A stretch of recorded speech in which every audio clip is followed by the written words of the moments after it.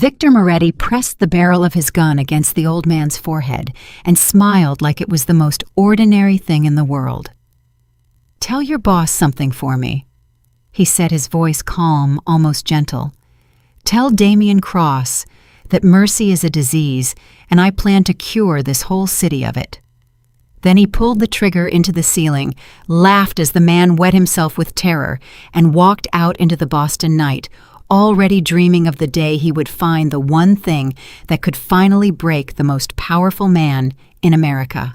Before we go any further, if you love stories about broken people who find their way back to the light, please subscribe to this channel and stay with me all the way to the end, because this one is going to move you. And do me a favor, comment the name of the city where you're watching from right now so I can see just how far this story of mine has traveled. Now let's begin. The house was too quiet, and Lillian Harper had learned long ago that quiet houses were the ones that carried the most secrets. She stood at the tall iron gate with her cleaning bag slung over one thin shoulder, staring up at the mansion that seemed to swallow the sky. It was the kind of place people whispered about in grocery store lines and gas stations all across the county. The house belonged to Damian Cross, and everybody in Boston knew that name, even if nobody dared to say it too loudly. Lillian didn't care about rumors. She cared about the paycheck. "You the new girl?" A man in a dark suit had appeared at the gate without a sound, and Lillian nearly dropped her bag. "Lillian Harper," she said, straightening her spine, even though her knees felt like water. "The agency sent me." The man looked her up and down, not unkindly, but the way you'd study a stray dog to see if it might bite. "You know the rules. Clean the house. Ask no questions. Don't interfere with Mr. Cross's private life." She recited it like a prayer she'd memorized in the car. "I know the rules." "Good."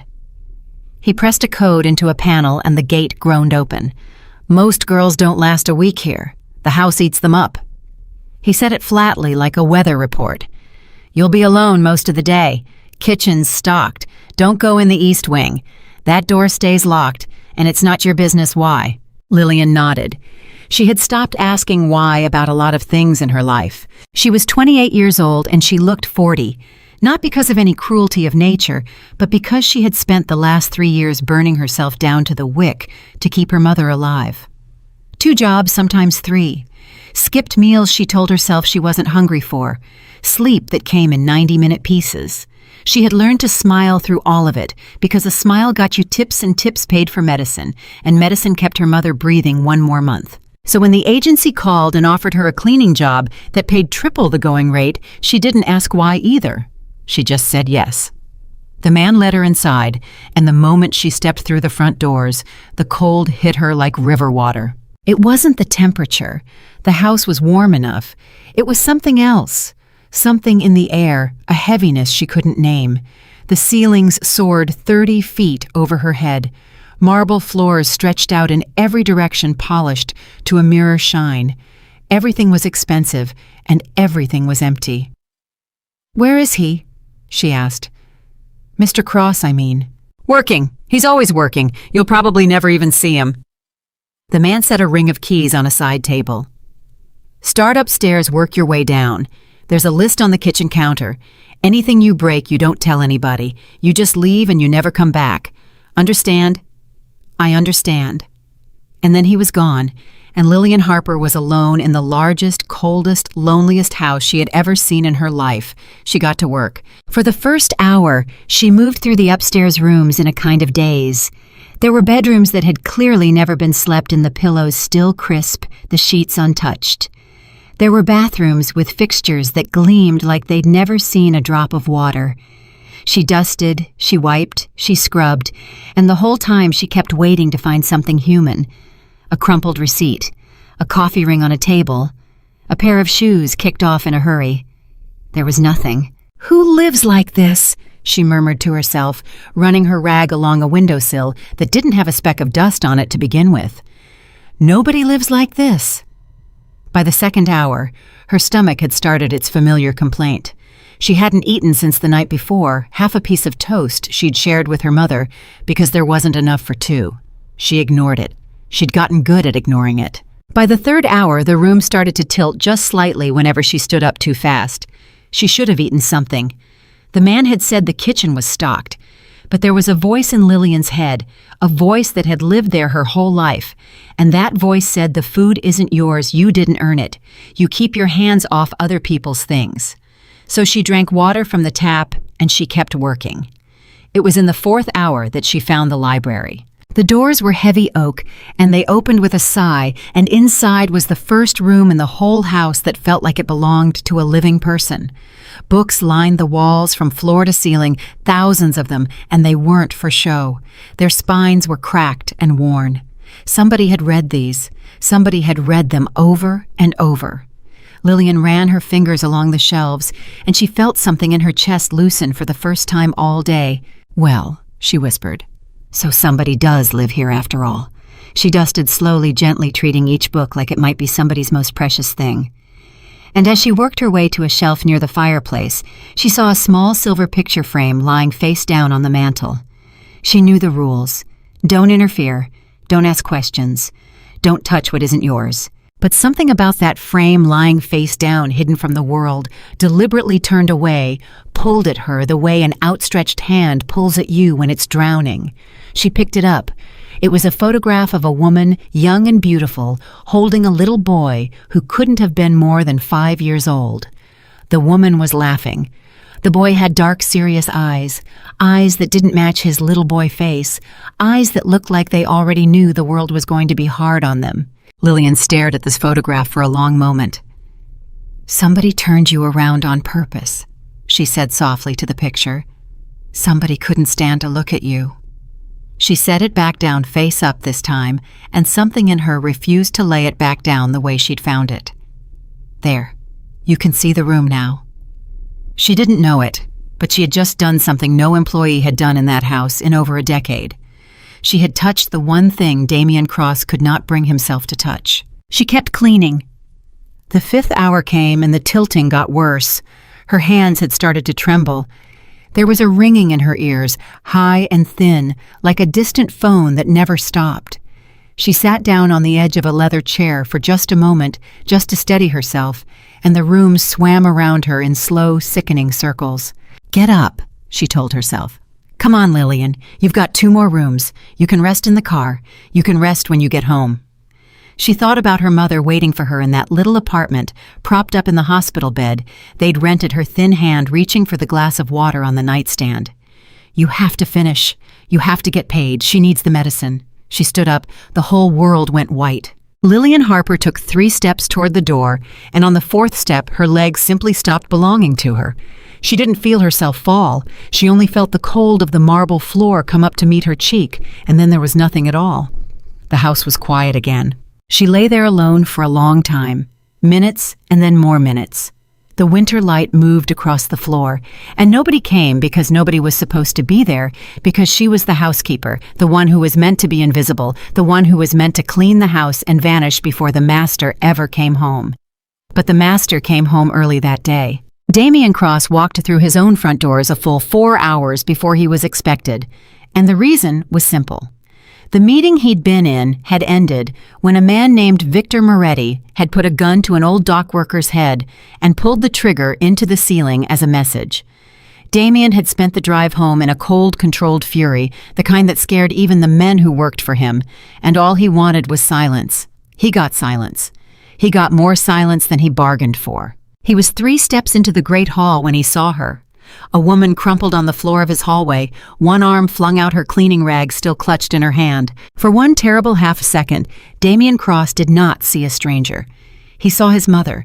He saw a woman down on the ground, and he saw the shape of a nightmare he'd been running from for 30 years, and everything inside him, all the ice, all the control, all the careful nothing he'd built himself into, cracked straight down the middle. He crossed the room before he even knew he was moving. "Hey." He was on his knees beside her, and his hands that had done terrible things, hands that half the criminals in New England were afraid of, those hands were shaking as they reached for her. "Hey, can you hear me?" "Nothing." "Come on." He pressed 2 fingers to her throat and found a pulse, weak and fast, fluttering like a trapped bird. "Come on, sweetheart, wake up. Open your eyes for me." Nothing. Damien Cross had watched men die and hadn't blinked. He had ordered things done that most people couldn't even imagine, and now he was kneeling on his own floor holding an unconscious housekeeper he had never spoken a word to in his life, and his heart was slamming against his ribs like it wanted out. He pulled his phone from his coat. "Marcus," his voice was rough, "get Dr. Holloway to the house, now." "Boss, what's wrong? Are you hurt?" "I'm fine. Just get him here. There's a woman down. She's breathing, but she's out cold, and I don't know why." He was already moving, sliding one arm under her shoulders, the other under her knees, lifting her off the cold floor like she weighed nothing. And she weighed almost nothing, and that fact hit him in the chest harder than any bullet. "She's too light, Marcus. She's way too light. Something's wrong with her. I'll call him right now. And cancel the Genovese meeting." There was a pause on the line. "Boss, that meeting took 4 months to set up. If you cancel now, they'll take it as an insult. They'll think you're weak. Moretti will hear about it by morning." Damien looked down at the woman in his arms, at the dark circles under her closed eyes, at the way her cheekbones stood out too sharp under her skin, at the hand that still even now would not let go of her cleaning rag. "Cancel it," he said, and he hung up. He carried her into his private office, the one room in the house nobody entered without an invitation, and he laid her down on the long leather couch as gently as if she were made of glass. He took off his coat and put it over her because she was shivering, and he pulled a chair up beside her, and then the most feared man in the city of Boston did something he had not done for anyone in more years than he could count. He waited, he watched, and he stayed. Dr. Holloway arrived 20 minutes later, an older man with silver hair and a black bag, and he took one look at Lillian and his face tightened. "How long has she been out?" "I don't know. I found her on the floor. Could have been minutes. Could have been an hour." Damien hovered too close, and the doctor had to put a hand on his chest to move him back. "Give me room, Damien." He examined her quickly and quietly, checking her pulse, her pupils, her breathing, the color of her lips. And with every passing second, his frown deepened. "When did she last eat?" the doctor asked. "Do you know?" "No, I don't know anything about her. She's the cleaning girl. The agency sent her." Dr. Holloway shook his head slowly and pulled a bag of clear fluid from his kit, hanging it and threading a needle into the back of Lillian's thin hand with practiced ease. "This woman," he said quietly, "is severely dehydrated, and I'd stake my license she's malnourished. Look at her hands. Look at her wrists. This isn't a woman who skipped lunch, Damien. This is a woman who's been starving herself slowly for a long time." He glanced up. "How much are you paying her?" "Triple scale." "Why?" "Because whatever it is, it's not for her." The doctor tightened the tape on the IV line. "People who look like this aren't spending money on themselves. Somebody else is eating what she isn't." Damien said nothing, but something cold and heavy settled in his stomach. An hour passed. Then Lillian's eyelids fluttered. The first thing she saw was a man sitting beside her, a stranger with dark, serious eyes that didn't match his hard face. Eyes she had seen before somewhere, though she couldn't say where. She didn't know she'd seen them in a photograph, in the arms of a laughing woman 30 years ago. She tried to sit up and panic flooded through her all at once. "Where am I?" Her voice came out cracked. "What happened? Oh God, the house, I have to finish. I wasn't done. Please don't tell the agency. Please, I need this job." "Easy." The man's voice was low and steady. "You're not in any trouble. You fainted. You're in my office. You've been out cold for over an hour. Your office." And then it hit her, all of it, and the blood drained from her face. You're Mr. Cross. You're Damien Cross." "I am." Lillian tried to pull the coat off herself and swing her legs down. "I'm so sorry. I'm so sorry I've never fainted on a job. I promise this has never happened. I'll finish right now. I'll clean up whatever mess I made. Please, just don't." "Stop." He didn't raise his voice. He didn't have to. There was a weight in that single word that pressed her gently back down onto the couch. "You're not cleaning anything. You're not going anywhere. Not until my doctor says you can stand up without falling on your face again." She looked at him, then really looked, and she couldn't understand what she was seeing. Everything she'd heard about this man said he was cold, cruel, dangerous, a monster in a good suit. And here he was, sitting beside a fainted cleaning girl, worry carved deep into his face, his own coat draped over her body. "Why?" she whispered. "Why do you care? I'm nobody. I'm just the girl who cleans." Damien was quiet for a moment. "Doctor," he said without looking away from her, "give us a minute." Dr. Holloway packed his bag, told Lillian to keep the IV in for at least another hour, told Damien to make sure she ate something real and let himself out. And then it was just the two of them. "What's your name?" Damien asked. "Lillian Harper." "Lillian." He said it like he was testing the weight of it. "My doctor tells me you're starving, Lillian. He tells me you've been starving for a long time. Now I'm a man who likes to understand things, so help me understand. You're getting paid triple what a job like this pays. So where's the money going if it's not going into you?" Lillian's eyes filled and she looked away and she said nothing. "You don't have to tell me," Damien said. "But I've got a feeling you haven't told anybody anything true in a very long time, and sometimes a stranger is easier." The tears spilled over. Maybe it was the exhaustion. Maybe it was the fact that she hadn't eaten.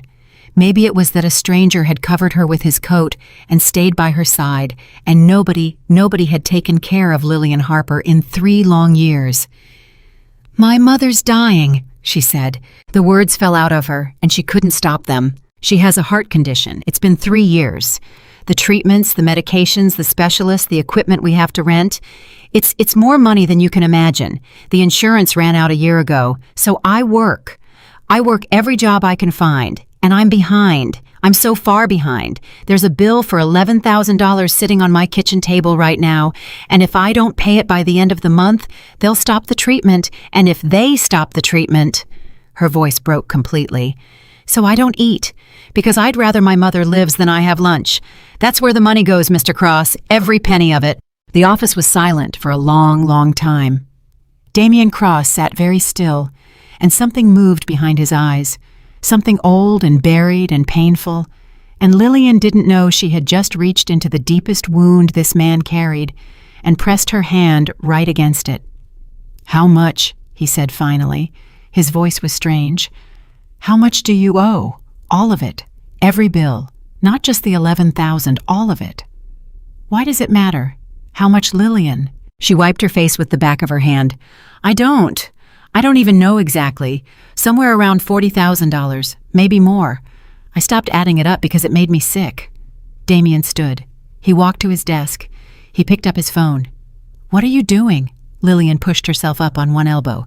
"Mr. Cross, what are you doing? Marcus." He didn't answer her.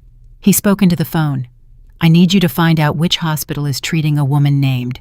What's your mother's name?" Lillian stared at him. Margaret Harper. But a woman named Margaret Harper. I need every outstanding medical bill in her name, every collections account, every dollar owed to every hospital, every doctor, every pharmacy.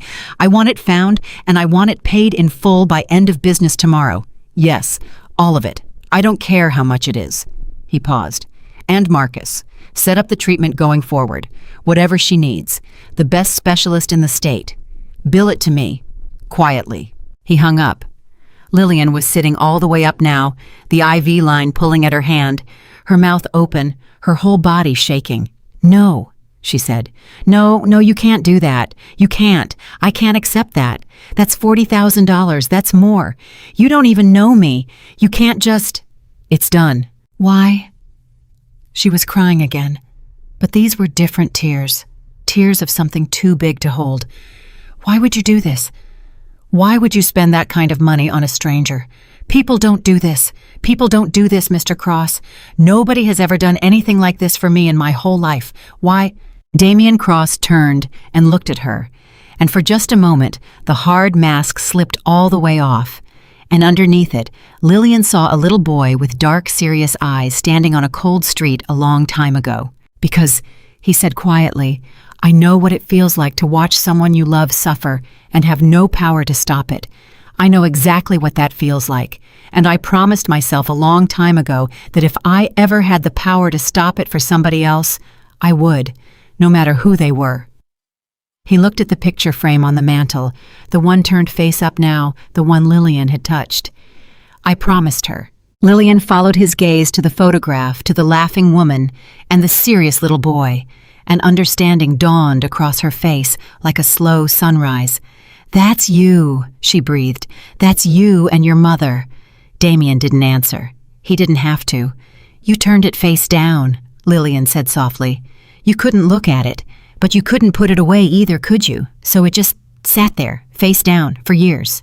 "Somebody turned it back over today," Damien said. His voice was rough. "Was that you?" Lillian nodded, suddenly afraid she'd broken a rule, crossed a line, done something unforgivable. "I'm sorry, I shouldn't have touched it.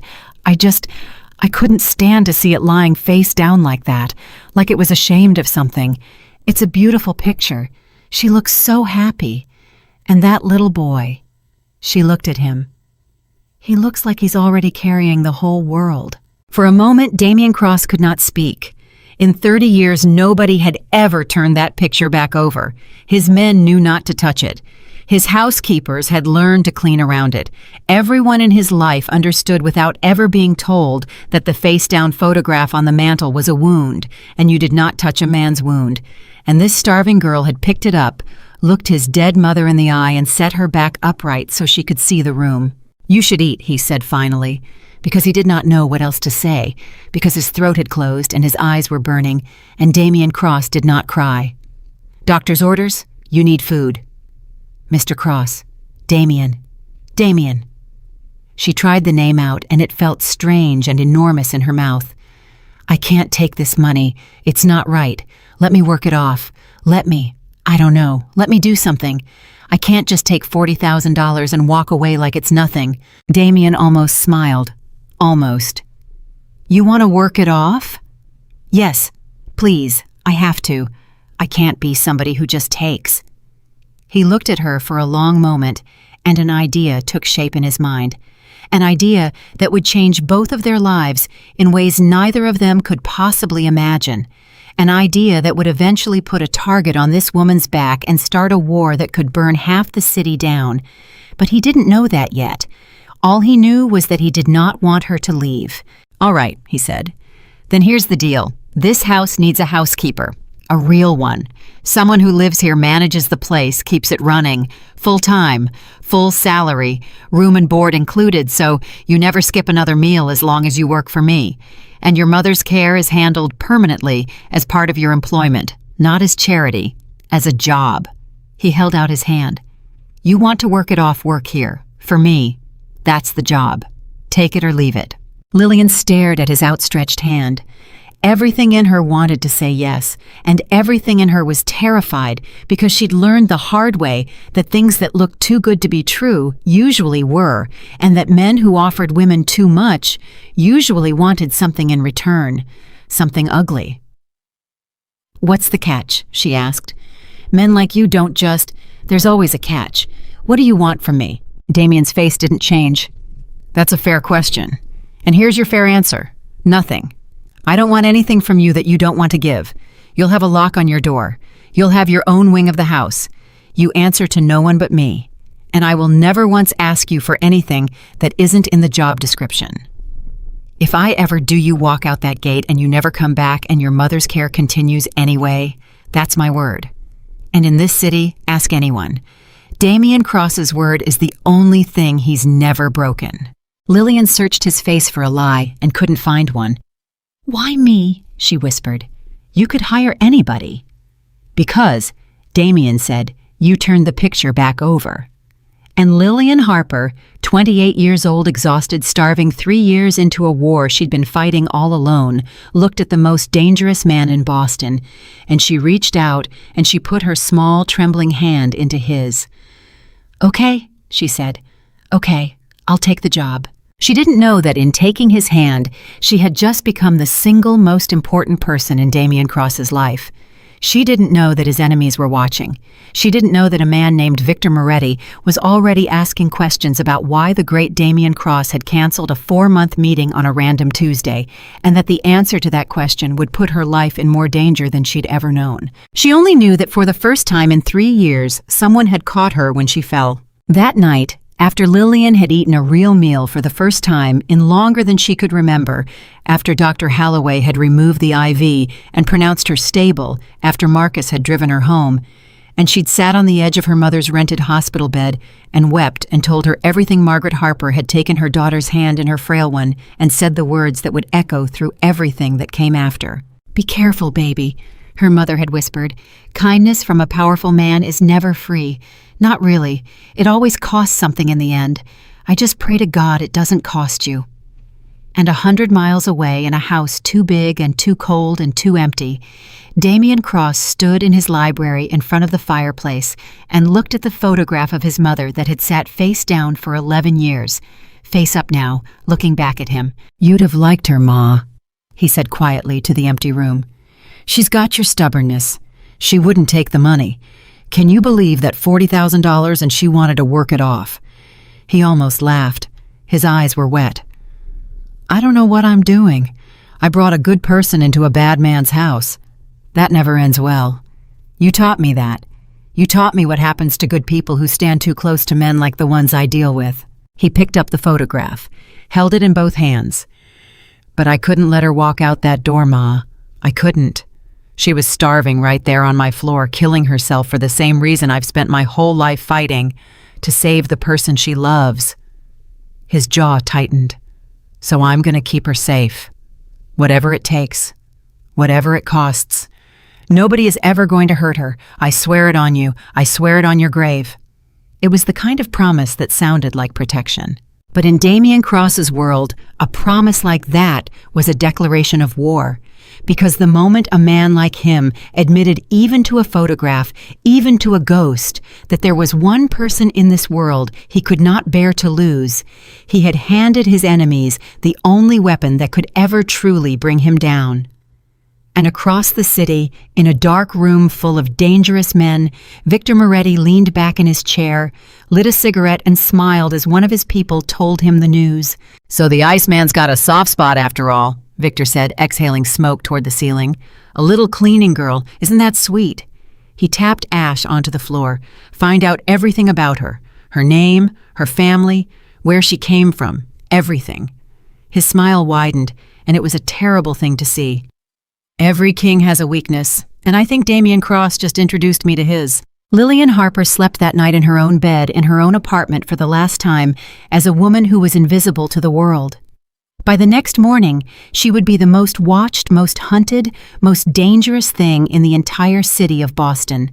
The woman the Mafia boss chose to save, and she had no idea. The first morning, Lillian Harper woke up inside Damien Cross's mansion. She thought for one confused second that she had died in her sleep and gone somewhere she didn't belong. The bed was too soft, the room was too warm, and for the first time in 3 years there was no alarm screaming at her to get up and run to the next job, no knot of dread in her stomach about which bill was due, no cold apartment where she could see her breath in the winter. She lay there for a long moment, afraid to move, afraid that if she moved, it would all disappear. Then she remembered her mother, and she was up and dressed in 90 seconds flat. She found Damien in the kitchen, and the sight of him stopped her in the doorway. The most feared man in Boston was standing at the counter in his shirt sleeves rolled to the elbow, frowning at a coffee machine like it had personally insulted him. "It won't work," he said without turning around. He'd heard her come in. He always heard everything. "I've been staring at it for 10 minutes. I don't understand it." "You don't know how to work your own coffee machine. I have people who make coffee."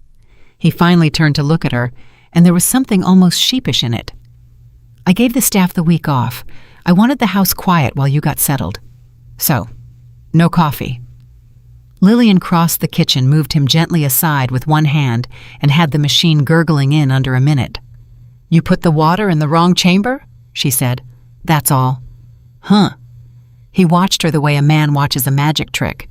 "You just fixed it." "It's a coffee machine, Damien, not a bomb." And something happened then that neither of them expected. Damien Cross laughed, a real laugh, short and surprised, like it had escaped before he could stop it. And he looked so startled by the sound of his own laughter that Lillian had to bite the inside of her cheek to keep from smiling. "There's coffee," she said, sliding a cup toward him.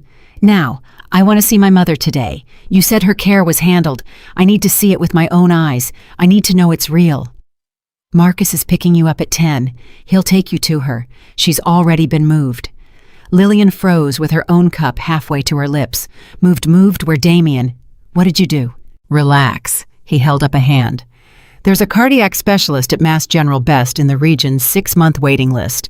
Your mother saw him this morning at 7. Private room, round-the-clock nursing. Every treatment her old doctors said they couldn't afford to give her, she's getting now. He took a sip of the coffee and paused, surprised again this time by how good it was. Go see for yourself. I'm not asking you to trust my word. I'm asking you to go look. Lillian set her cup down because her hands had started to shake. You moved my dying mother to the best hospital in the state, she said slowly, in the 12 hours since I met you. I told you it was handled. People don't. Damien people don't do things like this. You keep doing things that people don't do and I don't. I don't know how to hold it. Her voice cracked. I've spent 3 years begging.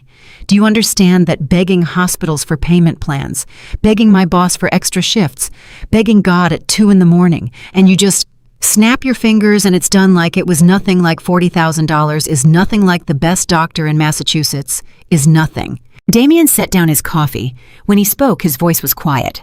It was never nothing, he said. The money means nothing to me, that's true.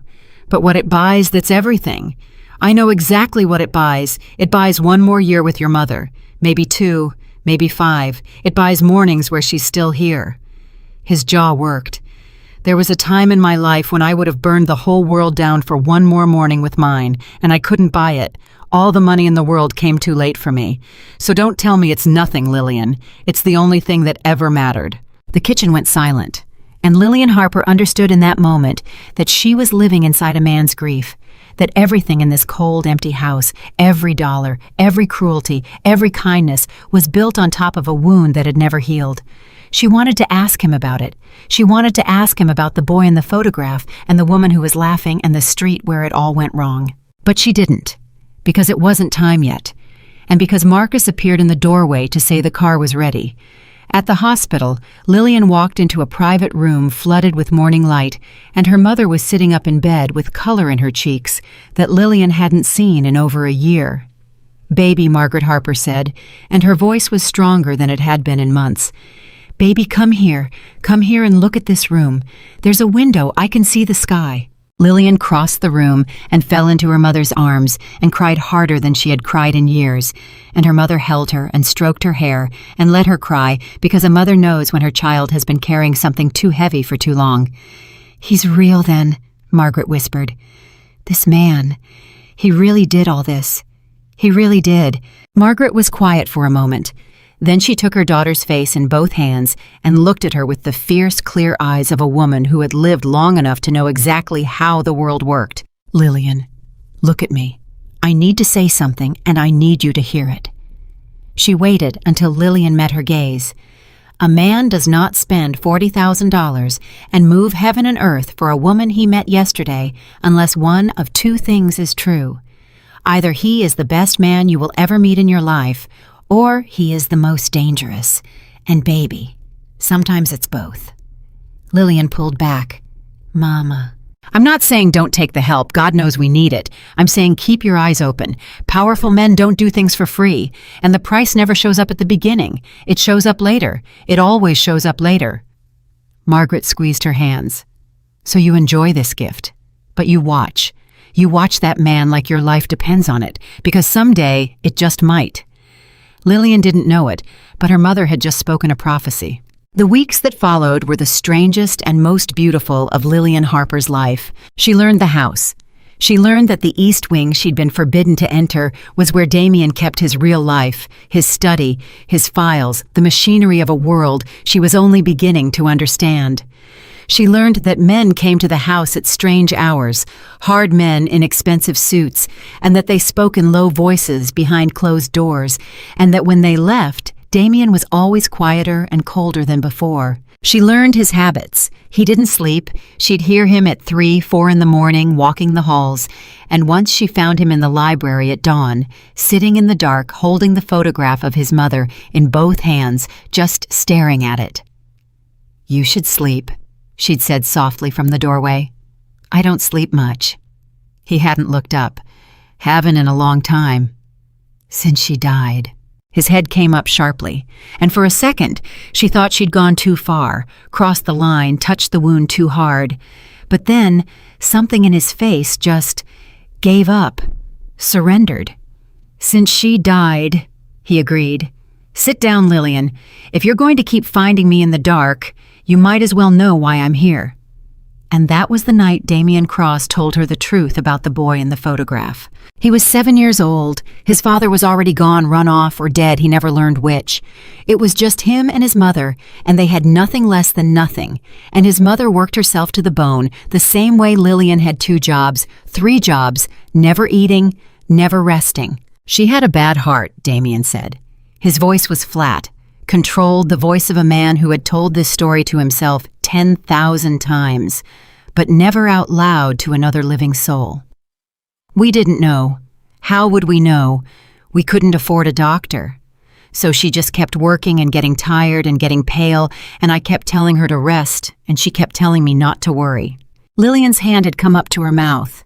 She already knew. She already knew where this was going, and it was going exactly where her own life had almost gone. We were walking home from the market, Damien said. It was cold, February, and she just stopped in the middle of the sidewalk.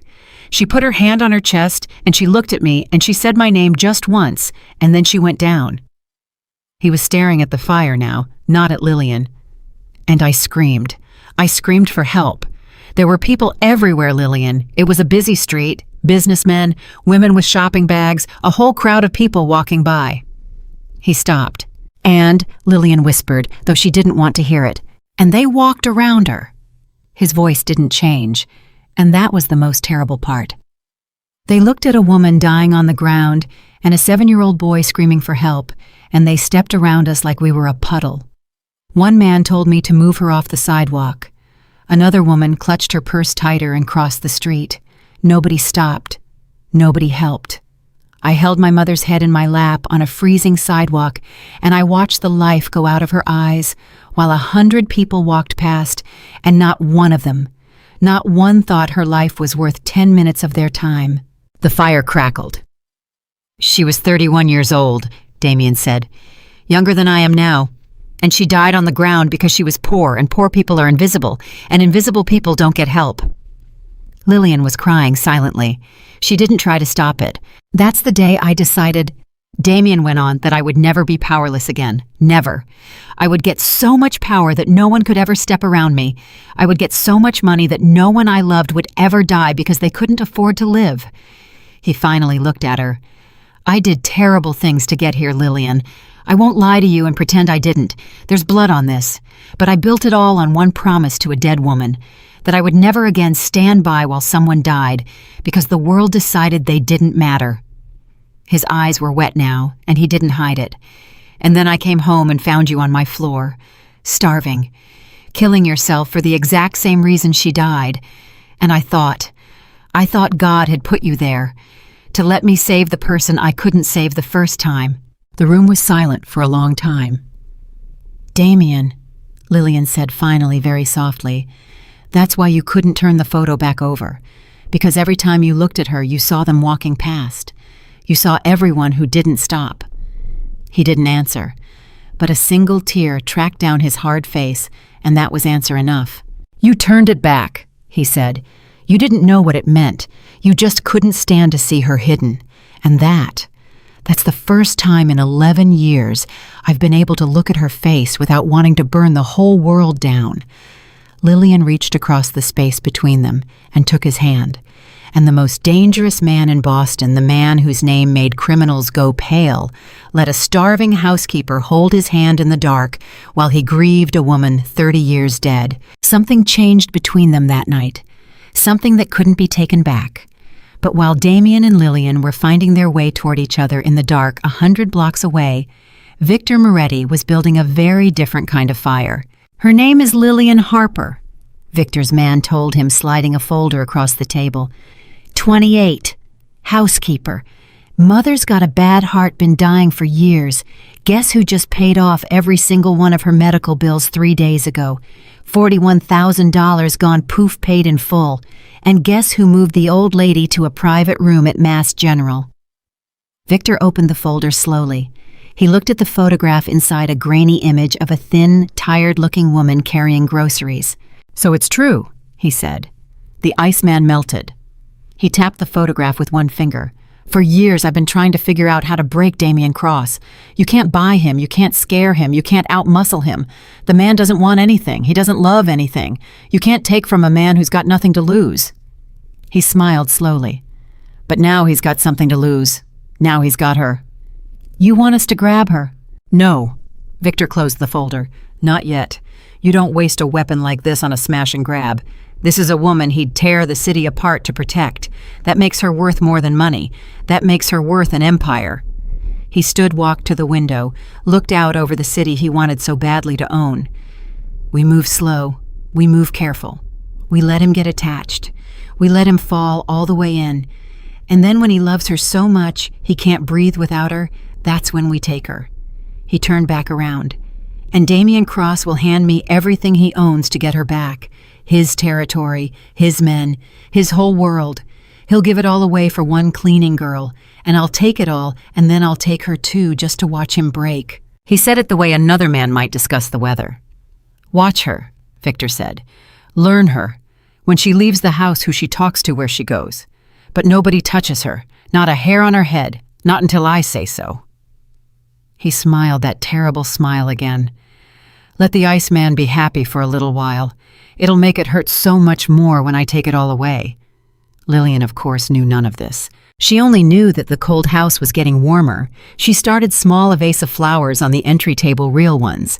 And Damien had stopped and stared at them for a full minute, like he'd never seen flowers before. Then a lamp left on in the evenings so he didn't come home to darkness. Then real food in the kitchen meals she cooked, and one night she'd set 2 places at the enormous dining table instead of 1, and when Damien came in and saw 2 plates, he'd stood very still. "You made dinner," he said. "You have to eat, and I hate eating alone in that big kitchen. So." She gestured at the second chair, trying to sound casual, though her heart was pounding. "Sit, it's getting cold." And Damien Cross, who had eaten alone in that house for 11 years, sat down across from a woman for the first time since his mother died and ate a home-cooked meal, and something in his chest that had been frozen solid for 3 decades began very slowly to thaw. "This is good," he said, and he sounded almost bewildered. "This is really good. It's just chicken, Damien. It's not just chicken." He looked at her across the table, at the lamplight, at the flowers, at the warm room that had been cold for so long. "It's the first meal anyone's made me in 11 years. Lillian's throat tightened. "Then I guess I'll have to make you more." The days turned into weeks, and without either of them ever saying it out loud, they became something neither of them had words for. Not employer and employee, not quite friends. Something in the space between something warm and fragile and dangerous. She started to see the man underneath, the way he'd quietly pay for a stranger's groceries and pretend he hadn't. The way he'd send Marcus with medicine and food to families in neighborhoods he'd grown up in, never taking credit, never leaving a name. The way he flinched just slightly whenever someone raised their voice, a 7-year-old boy still living inside a powerful man's body. And he started to see her. Not the exhausted, starving woman who'd collapsed on his floor, but the person she was underneath all that survival. Funny when she let herself be. Fierce about the people she loved. Stubborn as a mule. Kind in a way that had cost her everything and that she refused to give up anyway. "Can I ask you something?" she said one evening. They were in the library, which had become their room, the room where all the important things got said. "The men who come here, the ones with the suits and the low voices, I'm not supposed to ask, I know that. But I'm not stupid, Damien. I know what you are, or what people say you are." Damien set down his book. "Ask. Are you? Are you going to get hurt doing what you do?" She twisted her hands in her lap. "I just got you. That's a stupid thing to say. I don't mean got you, I mean, I don't want to find out one day that something happened to you, that's all." He looked at her for a long moment. "What I do," he said carefully, "is I keep the peace. There are men in this city, dangerous men, who would happily kill each other and everyone around them over money and territory. I'm the one who sits them down and makes them talk instead of shoot. I'm the referee. As long as I'm standing between them, they don't go to war and a lot of innocent people don't die in the crossfire." He paused. It's not clean work, but it keeps a kind of peace. And yeah, it's dangerous. There's always somebody who thinks they could do it better. Somebody who wants my chair. Is there somebody like that right now? Damien was quiet a beat too long. There's always somebody, he said. And Lillian, who had gotten very good at reading him, saw the shadow that crossed his face and felt the first cold finger of fear touch her spine. Damien, is somebody coming for you? Nobody's coming for me, he said. And that was true. He believed it completely. Nobody was coming for Damien Cross. He was too strong, too smart, too protected. He had absolutely no idea that they weren't coming for him at all. They were coming for her. The night everything shifted started like any other. Lillian had made dinner. They'd eaten in the library, talking easily now the way they'd learned to, and Damien had been telling her about a book, and she'd been laughing at something he said, and for a moment the whole world was just warm and safe and good. Then his phone rang. She watched his face change as he answered it, watched the warmth drain out and the ice flow back in, watched the man she'd come to know disappear and the Mafia boss take his place. When? Damien said into the phone. His voice had gone flat and deadly. Where? Who saw it? A long silence. You're sure it was Moretti's people? Another silence longer, and Lillian watched something like real fear flicker across his face, and Damien Cross was not a man who showed fear. All right, lock the house down, nobody in or out. I'll be there in an hour. He hung up. Damien, Lillian said, what is it? What happened? He didn't answer right away. He was looking at her, and there was something new in his eyes, something she'd never seen there before, and it took her a moment to understand what it was. It was terror, but it wasn't for himself. Damien, you're scaring me. Talk to me. There's a man named Victor Moretti, he said slowly. He runs the outfit on the north side. For a couple years now, he's wanted my position, wanted the whole thing. And he's been quiet, too quiet. I've been waiting to find out what he was planning. He set his phone down very carefully, like he didn't trust his own hands. One of my people just intercepted something. Moretti's been watching this house. For weeks. He's had eyes on it, on the comings and goings. Damien's jaw tightened. On you. The word landed like a stone dropped in still water. On me? Lillian's voice came out small. Why would he watch me? I'm nobody. I clean the house. You're not nobody. Damien stood, and he started to pace, which she'd never seen him do, and it frightened her more than anything. That's the problem. You're not nobody. Not anymore. And somehow, Moretti figured that out before I did. He stopped. He pressed the heels of his hands against his eyes. God, I did this. I paid off your bills, I moved your mother, I let you into my life, and I never once thought about what it would look like from the outside. To a man like Moretti, I handed him a map straight to the one thing He stopped. The one thing you... What? Lillian whispered. Damien dropped his hands, and he looked at her, and the truth was written all over his face. The truth he hadn't said maybe, hadn't even admitted to himself. The one thing I can't lose, he said quietly. The library was completely silent. Damien, Lillian's heart was hammering. What are you saying? I'm saying that a very dangerous man now knows that Damien Cross, who's supposed to have no weaknesses, who's supposed to love nothing and want nothing, has been paying a fortune to keep a woman and her mother safe and comfortable. His voice was rough with fear and fury. And a man like Moretti only ever thinks one way. If Damien Cross cares about something, then that something is a way to control Damien Cross. That's what you are to him now, Lillian. You're not a person. You're a lever, a way to break me. He crossed the room and gripped her shoulders. And I never saw it coming. I was so busy trying to save you that I painted a target on your back the size of the whole state. Lillian felt the floor tilt, felt the same dizziness that had put her on the marble floor weeks ago, except this time it wasn't hunger. It was the understanding that in being saved, she had walked straight into a war. So what do we do? She managed. You don't do anything. You stay here where it's safe, where I can protect you. Damien's grip tightened. I have to go handle this. I have to find out exactly what Moretti knows and how he knows it. And I have to make it very clear to everyone in this city that touching you is the last mistake they'll ever make. Damien, no, you can't just go start a war because a man is watching me. I'm not starting a war. His voice went very cold, very quiet, the voice that had made hardened criminals go pale. I'm ending one before it starts. There's a difference.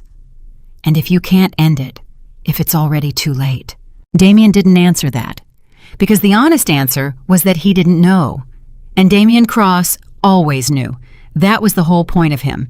He was the man who saw everything coming, who was 3 moves ahead, who never got surprised. And he had just been surprised, in the worst possible way, by the one thing he never thought to protect because he never thought he'd have it. Love. Listen to me, he said, and he took her face in his hands, the way her mother had, gentle and fierce all at once. Whatever happens now, whatever comes, I need you to know something. His voice dropped.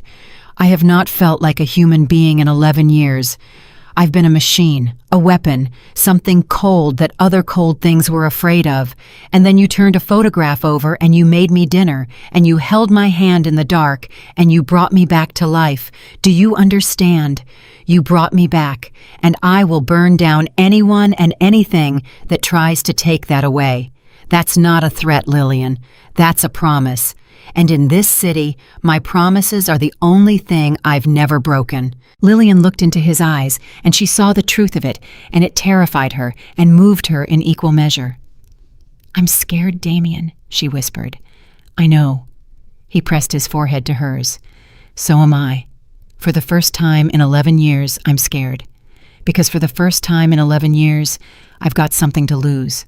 And in that moment in the warm library where a face-down photograph had once turned a cold house colder, 2 broken people held on to each other while a war they didn't ask for gathered like a storm on the horizon. Across the city, Victor Moretti received a phone call. He knows, his man said. Cross knows we've been watching. He's locking the house down. He's calling in his people.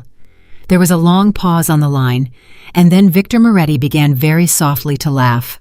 Good, he said. Good. Let him know. Let him lie awake at night wondering when I'm going to reach out and take her. Let him triple his guards and lose his sleep and jump at every shadow. His voice was almost dreamy. You know what fear does to a careful man. It makes him make mistakes. And Damien Cross has been careful for 11 years. I've been waiting a long time for him to have a reason to be afraid. He exhaled slowly, and now he does. Now he's got the most beautiful reason in the world. A woman he loves. The smile came back into his voice. Keep watching her, and get me everything on the mother too, the one in the hospital. Because if the girl won't come easy, there's always the sick old woman he's paying to keep alive. He hung up, and in a private room at Mass General flooded with morning light, an old woman with a bad heart slept peacefully, having no idea that she had just become the second piece in a game being played by men who saw human beings as nothing but weapons.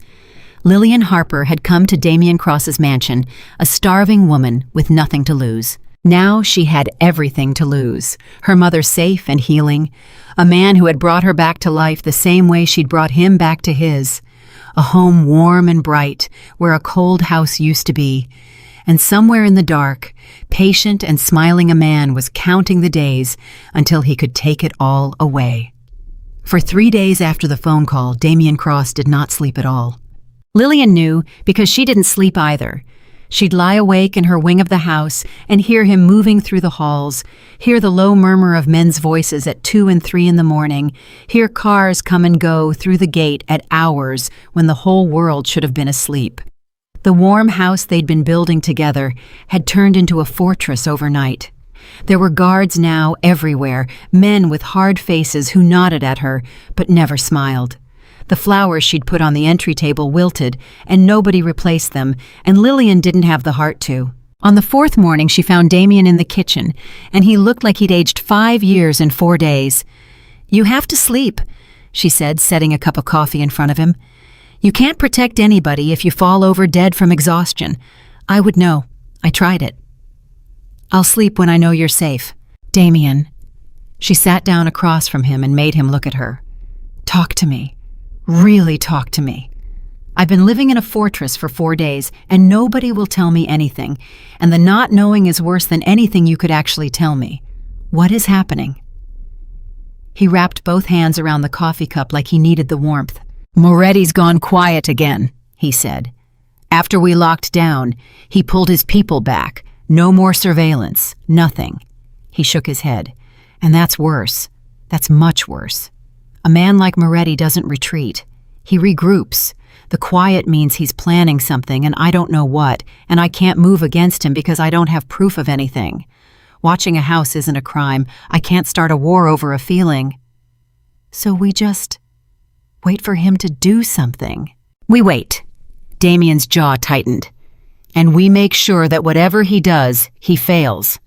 But waiting, Lillian was learning, was its own kind of torture. The days crawled by. The house stayed locked down. And slowly, in the strange, pressurized quiet of the fortress, something happened that neither of them planned for, and neither of them could stop. Being trapped inside those walls together day after day, with nothing to do but talk and worry and lean on each other, the last of the distance between them collapsed. It happened one night in the library, of course. It was always the library. Lillian had made dinner, and Damien had actually eaten it, and afterward they'd stayed by the fire, and she'd been telling him about her father, who had died when she was 12, and how her mother had held the family together on nothing but stubbornness and love. "That's where you get it," Damien said. "The stubbornness. It's the only thing she could afford to give me. It's the best thing anyone ever gave you." He was looking at her strangely. "You know what I keep thinking about that first day? You were dying on my floor, and the first thing you did when you woke up wasn't ask for help. It was apologize. You were apologizing to me for fainting, like your collapse was an inconvenience to my day." He shook his head slowly. "You'd been carrying the whole world alone for 3 years, and you were sorry you'd bothered me with it. I needed the job." "No." His voice was soft. "That's not why. You apologize because somewhere along the way, somebody taught you that you weren't allowed to take up space, that your suffering was a burden other people shouldn't have to see." He leaned forward. "And I know that lesson, Lillian.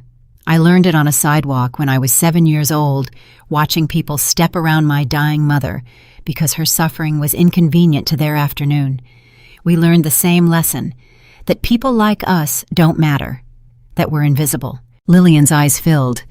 "We're not invisible," she whispered. "Not to each other." "No," Damien said, "not to each other." And that was the moment. That was the moment two people who had spent their whole lives being invisible finally fully saw each other. Neither of them moved for a long time.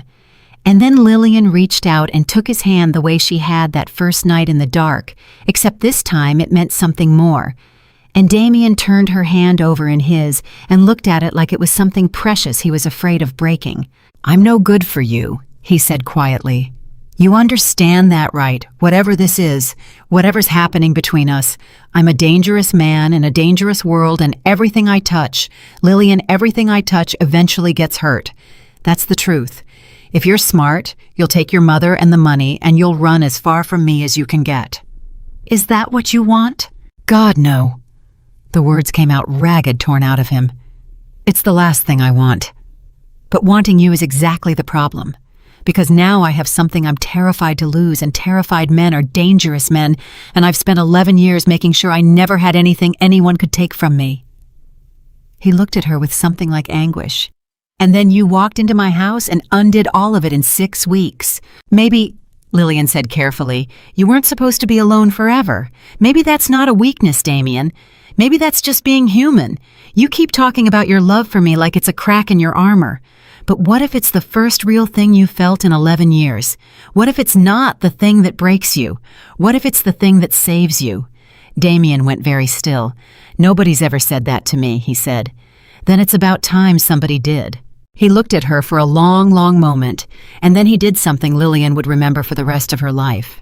He raised her hand to his lips and pressed a kiss to her knuckles, gentle as a prayer, and when he looked up, his eyes were wet. "I don't know how to do this," he admitted. "Loving somebody. I don't know how. The last person I loved died in my arms, and the whole world walked past. I never let myself love anybody again, because I never wanted to feel that helpless again." His voice broke. "But you make me want to try. God help me, you make me want to try." Then try, Lillian whispered. That's all anyone can do. And in the warm library in the middle of a locked-down fortress, with a war gathering in the dark outside Damien Cross and Lillian Harper, stopped pretending they were anything other than two people who had fallen completely and hopelessly in love. It should have been the happiest night of their lives. It was the night everything went wrong. Because at that exact moment, 3 miles away, Victor Moretti was walking through the front doors of Mass General Hospital, wearing a doctor's white coat he had no right to wear. He'd been patient. He'd been so patient. He'd watched and waited and let the Iceman fall all the way in love. And now tonight, while Damien Cross was safe behind his walls holding his precious cleaning girl's hand, Victor was going to reach out and take the one thing that would end this game forever. Not the girl. The girl was too well guarded now, too locked down. The mother. He walked past the nurse's station with the easy confidence of a man who belonged there, glancing at the room numbers, and he found the one he wanted, and he stood outside the door of Margaret Harper's private room and smiled. Inside, an old woman with a bad heart slept peacefully dreaming of her daughter, having no idea that death itself had just put on a white coat and come to visit. Back at the mansion, Damien's phone rang. He almost didn't answer it. He was holding Lillian's hand, and for one perfect moment, he wanted nothing in the world to intrude on it. But 11 years of instinct made him look at the screen, and 11 years of instinct made his blood run cold because it was the number of the guard he'd posted at the hospital. He answered, "Boss." The guard's voice was tight. "We got a problem. There's a doctor up here I don't recognize. Went into the old lady's room. Wasn't on the shift roster. I'm heading up now, but the elevators." The line went dead. Damien was on his feet before he even understood he was standing. "Damien!" Lillian's face had gone white. "What is it? What's wrong?" "Get Marcus!" His voice had changed completely, the Iceman fully back cold and terrible. "Get Marcus and get every car we have to Mass General right now." "Damien, you're scaring me. What is happening? Is it my mother? Is something wrong with my mother?" He grabbed her by the shoulders. "Listen to me. I need you to stay calm, and I need you to do exactly what I say. Moretti's people are at the hospital right now in your mother's room." The world dropped out from under Lillian Harper's feet. "No," she said. No, she's sick. She can't. She has a bad heart. If anything happens to her, the shock alone could." She was already moving, grabbing for her coat, her whole body shaking. "I have to go. I have to get to her. Damien, I have to." "You're not going anywhere near that hospital." He caught her, held her. "If you show up there, that's exactly what he wants. That's how they get you. Don't you understand? Your mother is the bait. You're the target. If you run to her, you run straight into the trap." "So I just let them hurt her," Lillian screamed it, and it was the first time she'd ever raised her voice at him. "That's my mother, Damien. That's the only person I have left in this world besides you. I have spent 3 years and everything I have keeping her alive, and you want me to sit here in this beautiful house while some monster in a white coat." Her voice shattered. Please don't ask me to do that. I can't." Damien looked at her at the raw agony in her face, and he made a decision. "I'm going," he said. "Me. Personally, I'll be there in 15 minutes, and I swear to you, Lillian, I swear on my mother's grave, I will not let anything happen to Margaret.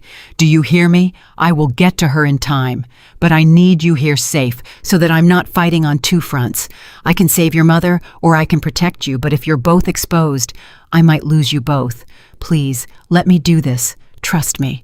And Lillian, sobbing, terrified, torn in half, looked into the eyes of the man she'd fallen in love with, and she made the hardest choice of her life.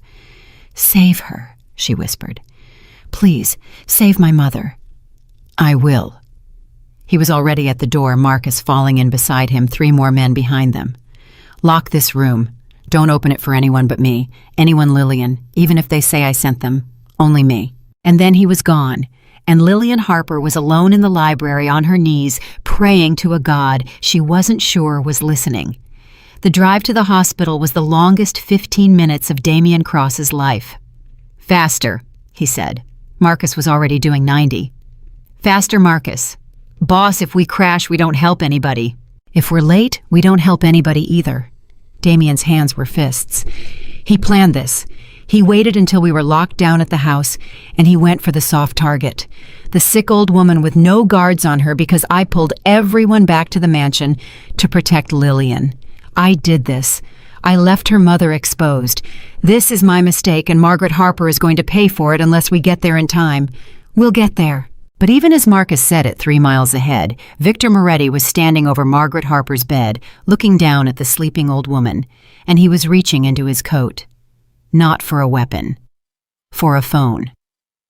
Because Victor Moretti had never intended to hurt Margaret Harper. That was the twist. Damien hadn't seen the move he'd read wrong. Victor didn't need to hurt the old woman. He just needed Damien Cross to believe he would. He needed Damien Cross to come running. He held up his phone and took a photograph of himself standing over the sleeping woman, close enough to touch her, and he sent it to a number he'd acquired, a number that belonged to Damien Cross. Damien's phone buzzed in the speeding car. He looked at the screen, and his heart stopped. There was Victor Moretti, smiling that terrible smile, standing over Margaret Harper's sleeping body, his hand resting gently, almost tenderly, on the old woman's blanket. And beneath the photo, 3 words. "Come alone, Damien." "He's not going to hurt her," Damien breathed, and the understanding hit him like ice water. "Marcus, he's not going to hurt her. This whole thing, the hospital, the mother, all of it. It's not about her at all. It's a message. It's a summons."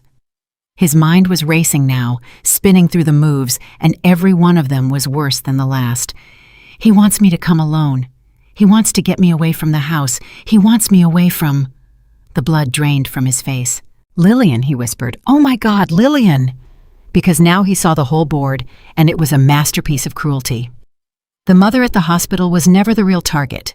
She was the flare, the thing designed to make Damien Cross leave his fortress in a panic and drive across the city. And with Damien gone, with the boss himself and half his men racing to the hospital, the mansion was wide open. "Turn around," Damien said. His voice was deadly quiet. "Turn the car around right now." "Boss, the mother." "The mother was never in danger. It's a decoy. He drew us out. He wants us here so the house is empty." Damien was already dialing his hands, shaking, calling the mansion, calling Lillian's phone, calling anyone. He's going for Lillian. He was always going for Lillian. The mother, the hospital, all of it. It was just to get me out of the way so he could walk into an empty house and take her. The phone rang and rang and rang. "Come on," Damien breathed. "Come on, Lillian, pick up, pick up." At the mansion, Lillian Harper heard her phone ringing on the library table, and she scrambled to answer it, desperate for news of her mother. "Damien, is she okay? Is my mother—"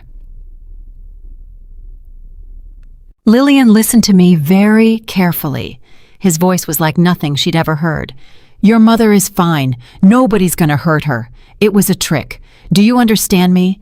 The whole thing was a trick to get me out of the house. They're coming for you, right now. You need to." The line went dead. Not dropped. Cut.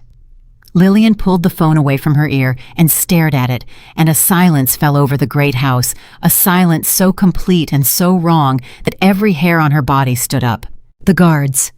She couldn't hear the guards. For 4 days there had been men everywhere murmuring, moving, and now there was nothing. No footsteps, no voices, nothing but her own heartbeat slamming against her ribs and the terrible total quiet of a house where something had gone very wrong. She stood frozen in the middle of the library, the dead phone in her hand. And then she heard it. Footsteps in the great hall. Slow, unhurried. The footsteps of a man who was in no rush at all because he absolutely knew that there was no one left in the house to stop him. "Damien," Lillian called, though she already knew in her bones, she already knew. "Damien, is that you?" The footsteps stopped just outside the library doors. "I'm afraid not," said a voice she'd never heard, a smooth, almost gentle voice, the most frightening voice she'd ever heard in her life. "Damien's not here, Miss Harper. Damien's across town chasing a ghost. It's just you and me now." The library doors opened, and Victor Moretti stepped into the room where a face-down photograph had once turned a cold house colder, where 2 broken people had found each other, where Lillian Harper had learned what it meant to be loved. He stepped in wearing a white doctor's coat, smiling like they were old friends, and he looked at the woman. The whole city had been buzzing about the cleaning girl who'd melted the Iceman's heart. "You know," Victor said pleasantly, closing the doors behind him, "I've been so looking forward to meeting you. You have no idea how much trouble you've caused just by being loved." He tilted his head. Now be a good girl and come with me quietly, because in about 10 minutes, Damien Cross is going to walk into this empty house and find you gone. And then Miss Harper, then the real fun begins." Lillian Harper backed away until her spine hit the bookshelf, the dead phone still clutched in her hand, and across the city, Damien Cross screamed into a phone that had gone silent, driving toward a house he already knew he wouldn't reach in time. Lillian Harper had spent 3 years learning that fear was a luxury she couldn't afford. When your mother is dying and the bills are due, you don't get to fall apart. You put your fear in a box and you keep moving. And in that moment, with Victor Moretti standing between her and the only door out, 3 years of learning to swallow her terror became the only thing that kept her alive.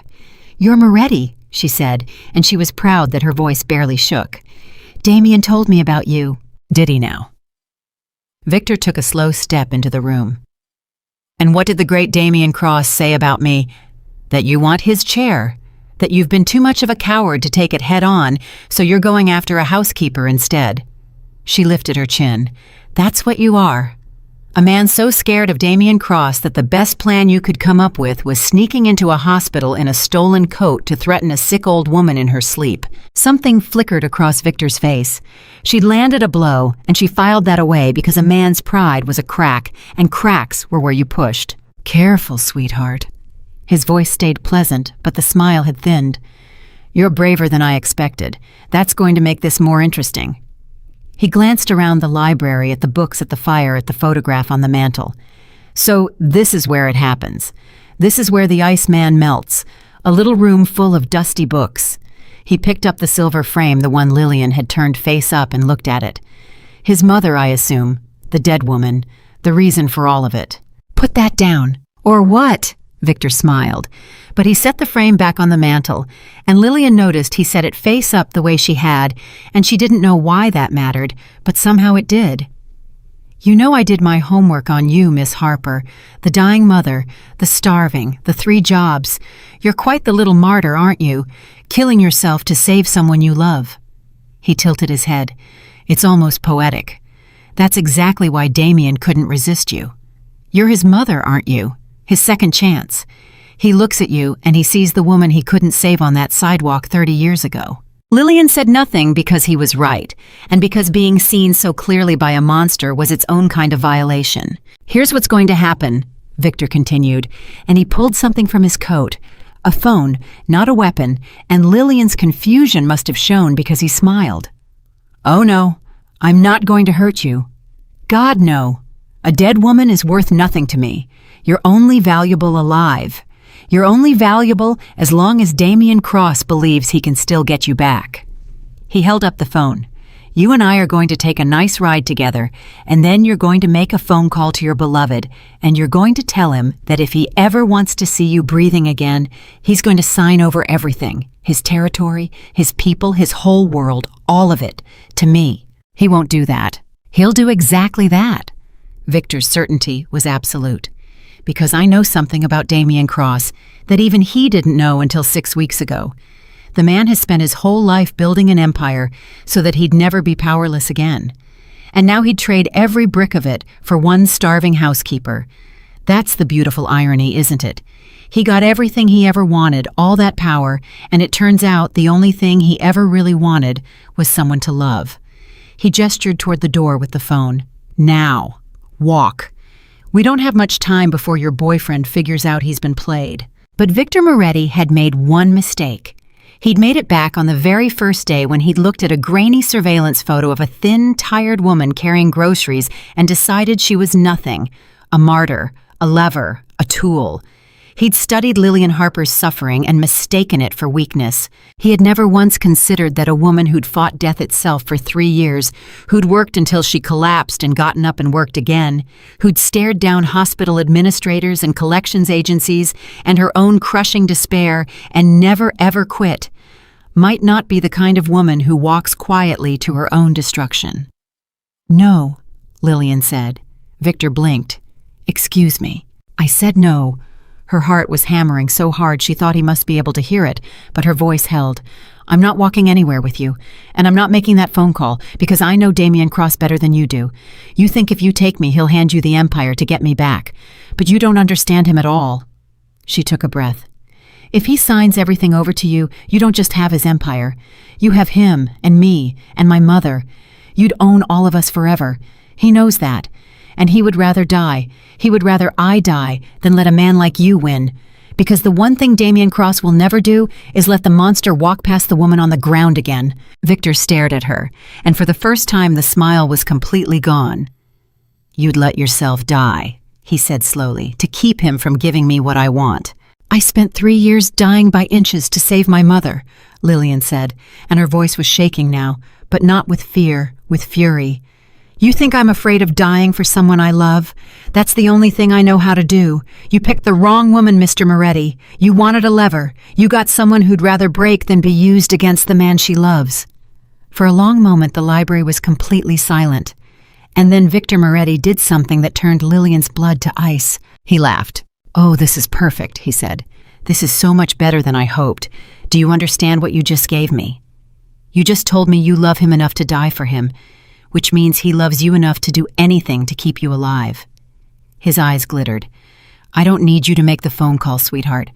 I don't need you to cooperate at all. I just need Damien Cross to find this house empty and know that I have you. His imagination will do the rest. A man like that in love for the first time in 11 years, terrified. He'll give me everything before I even have to ask. He stepped forward and closed his hand around her arm, and his grip was like iron. Your bravery is very touching. It's also completely useless. Now come. And that was when they both heard it. The front gate. Not opening slowly. Exploding open metal, shrieking, followed by the roar of an engine and the scream of tires on stone. Victor's head snapped toward the sound. Impossible, he breathed. He can't be here. He can't be here yet. He was across town, the timing was. You made a mistake, Lillian said, and now it was her turn to almost smile through her terror. You based your whole plan on how long it would take him to reach the hospital and drive back. But he never reached the hospital. He turned around the second he understood what you'd done. You outsmarted yourself, Mr. Moretti. You were so proud of your clever trick that you forgot the man you're dealing with reads people for a living. He figured you out on the highway, and he's been driving back here at 100 miles an hour ever since. Victor's grip tightened painfully. Then we leave. Now. Through the back. But it was too late. The library doors blew open, and Damien Cross stood in the doorway. Lillian would remember what she saw for the rest of her life. Not the man who made her coffee and burned his tongue. Not the man who wept over a photograph. This was the other Damien, the one the whole city was afraid of, the one she'd only ever heard about. His face was absolutely calm, and that calm was the most terrifying thing she had ever seen, because it was the calm of a man who had already decided exactly what he was willing to do. Take your hand, Damien said quietly off her. Behind him, Marcus and 3 other men filled the hallway. Victor was alone, cornered his own people, scattered, his clever plan collapsing around him. But Victor Moretti hadn't survived this long by panicking. He pulled Lillian in front of him, an arm across her chest, and with his other hand, he drew a gun and pressed it to her temple. One more step, he said, and I paint your library with her. Everything stopped. There he is, Victor said, and his voice had regained some of its oily calm. The great Damien Cross. Look at your face. Look at it. You're terrified. In all my years, I never thought I'd live to see the day. You know, I used to wonder if you were even human. Now I know. All it took was one skinny little maid to turn the Iceman into a scared little boy. He pressed the gun harder against Lillian's temple, and she winced. Drop your weapons. All of you. And then you and I are going to have a very productive conversation about the future of this city. Damien didn't move. His eyes were locked on Lillian, and something passed between them. Something wordless. And Lillian understood that he was telling her to be still, to trust him to hold on. Let her go, Victor, Damien said. This is between you and me. It always was. She's got nothing to do with any of it. She's a housekeeper.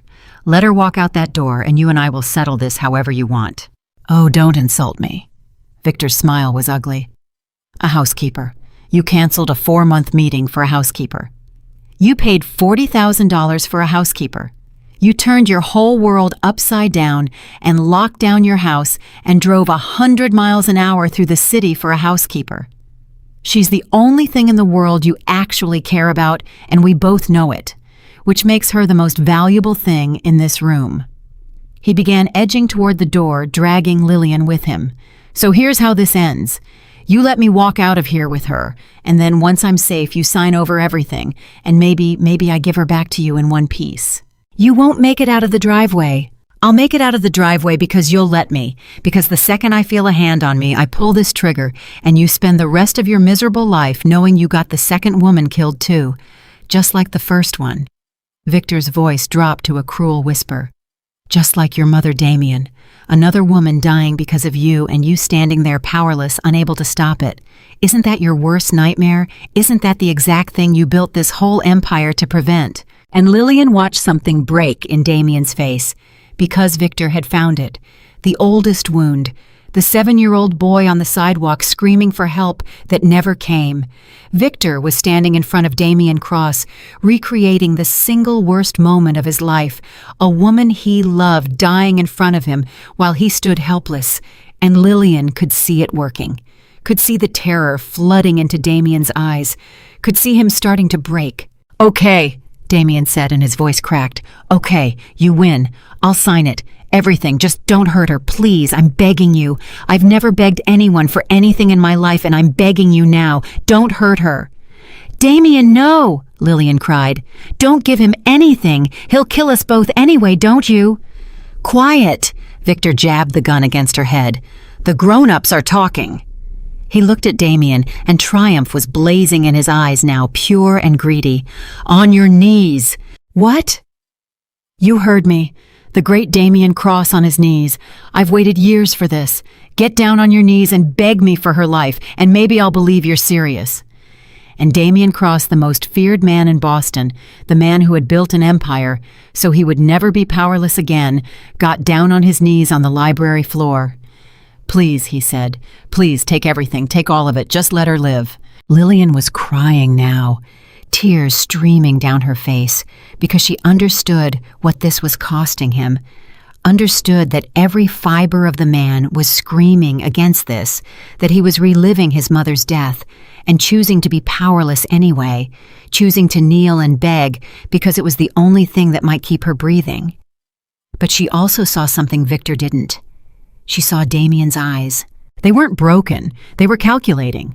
Even now, even on his knees, even with the woman he loved, a trigger pull from death. Damien Cross was reading the room, reading Victor, reading the angles, and his eyes flicked just once, just for a fraction of a second to a point over Victor's shoulder. Behind Victor, at the library window, where Marcus, who had slipped away the moment the standoff began, was now silently raising a weapon. "You want to know the difference between us, Victor?" Damien said, and his voice had changed, and Victor was too drunk on his own victory to notice. "You think power is making other people kneel. That's why you'll never really have it. You've spent this whole plan thinking about how to break me, about the sidewalk, about my mother." He looked up, and now there was something terrible in his calm. "But you got one thing wrong. On that sidewalk 30 years ago, I wasn't the man who could have saved her. I was the little boy who couldn't, and I promised myself I would never be that helpless boy again." His voice dropped. "You've spent this whole night trying to turn me back into him, but I'm not him anymore, Victor. I haven't been him in a very long time." "Enough talking." Victor's finger tightened on the trigger. "Sign the papers, or—" "Lillian," Damien said calmly. "Drop." And Lillian Harper, who trusted this man with her whole heart, did not hesitate. She threw all her weight straight down, dropping like a stone out of Victor's grip, and in the half-second it took Victor to react to swing the gun down toward her to try to grab her back. The window shattered. Victor Moretti staggered, a look of pure astonishment on his face, and the gun fell from his hand and clattered to the library floor. He looked down at himself, and then he looked at Damien, still on his knees, and understanding dawned too late. "You," he said. "You were never begging." "I was buying time," Damien said quietly, rising to his feet. "I've been buying time since I walked through that door.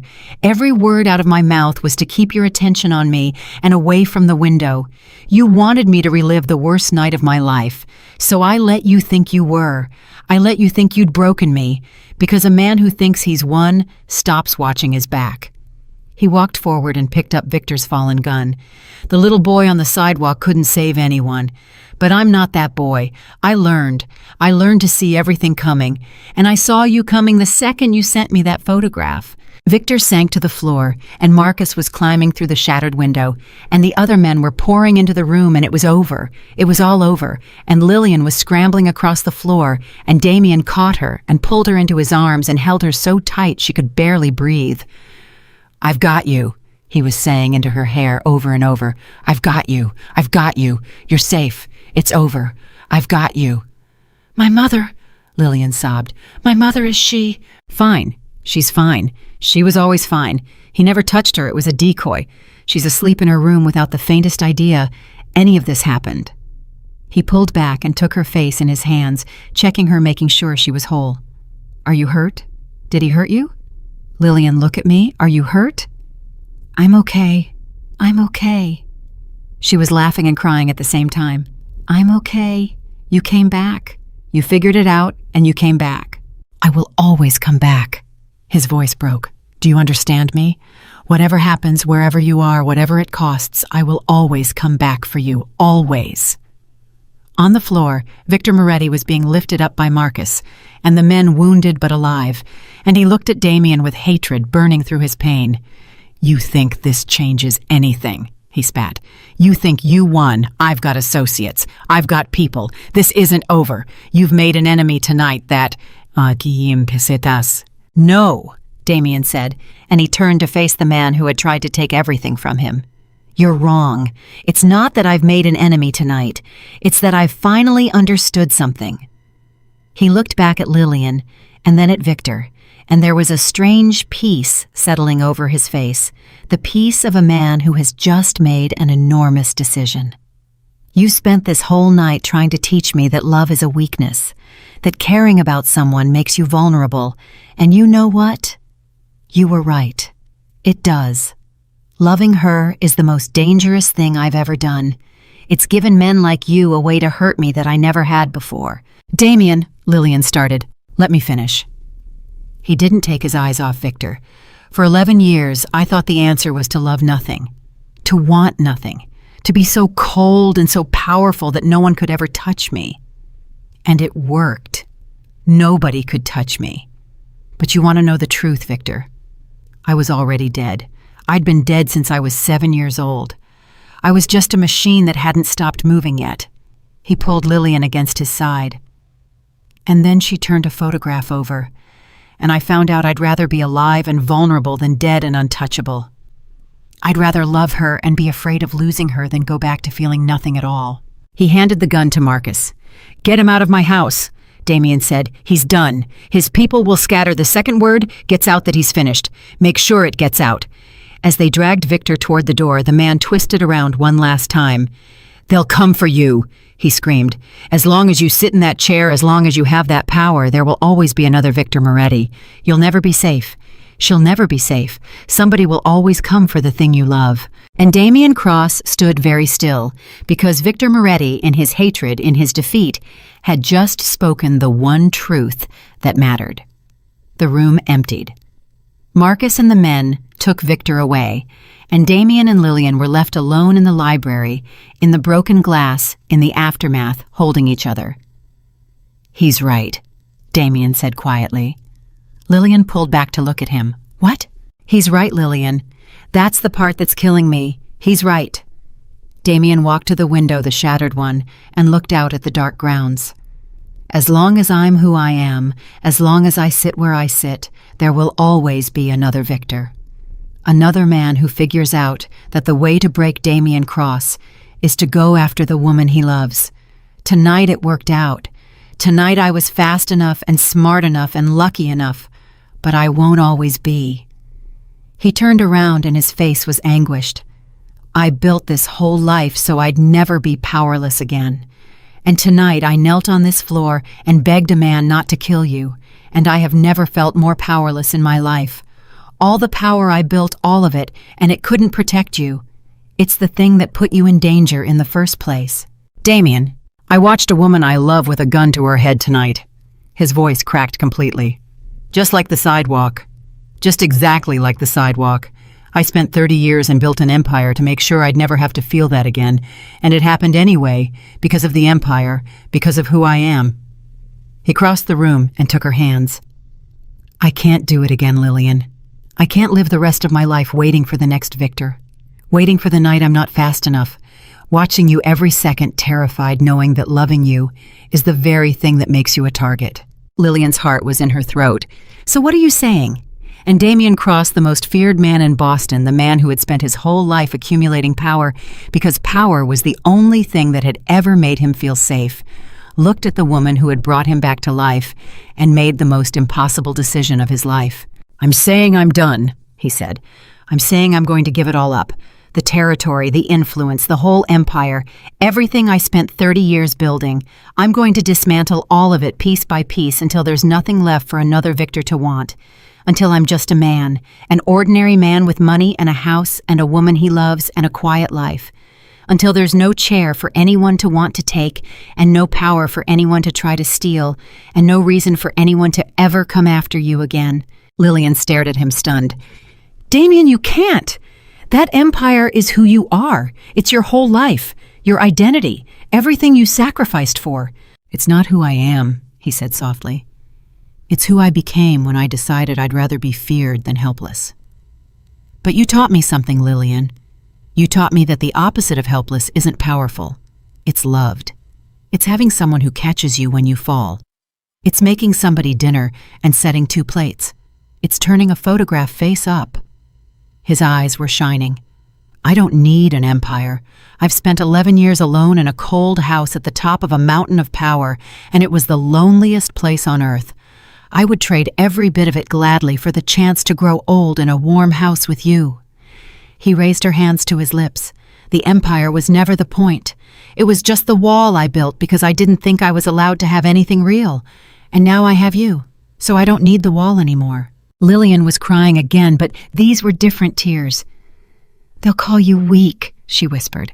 "Your allies, your enemies, everyone. They'll say you gave it all up for a woman. They'll say love made you soft." "Let them."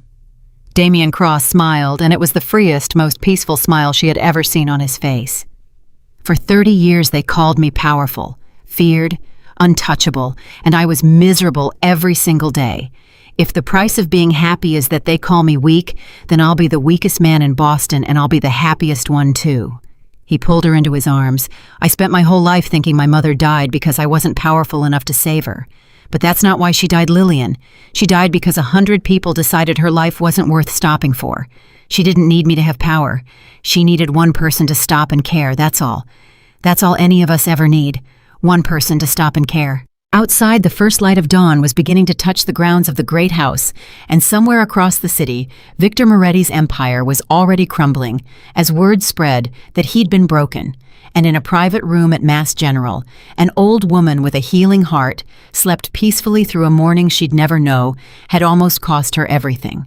And in the library, where a face-down photograph had once turned a cold house colder, Damien Cross held Lillian Harper in the breaking dawn and began for the first time in his life to imagine a future that had nothing to do with power at all. Dismantling an empire, it turned out, was far harder than building one. In the weeks after that night in the library, Damien Cross discovered that walking away from power was not a single decision, but 1,000 small ones, each more dangerous than the last.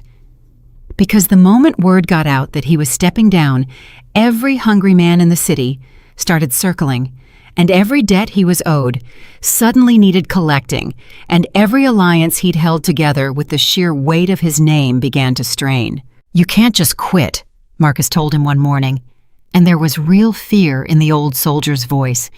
"It doesn't work like that, boss. You know it doesn't. A man in your position doesn't retire. He gets retired. The second these people believe you're actually done, believe you're vulnerable, they'll come for everything. For your money, for your safety, for her." "I know," Damien said calmly. "That's why I'm not going to do it the way they expect." Because Damien Cross had not built the most stable operation in New England by being reckless, and he did not intend to dismantle it recklessly either. He had a plan. And over those weeks, Lillian watched the man she loved perform the most delicate and dangerous act of his entire life, not with guns, but with patience and intelligence and a mind that saw 10 moves ahead. He didn't announce his retirement. He engineered it. One piece at a time, he began converting everything he owned into something legitimate. The territory he controlled, he didn't abandon, he transformed, turning protection rackets into actual security companies, turning illegal enterprises into legal ones, restructuring his whole world so carefully that by the time his enemies understood what was happening, there was nothing left to take. You cannot steal a chair when the man sitting in it has quietly turned it into something no one wants.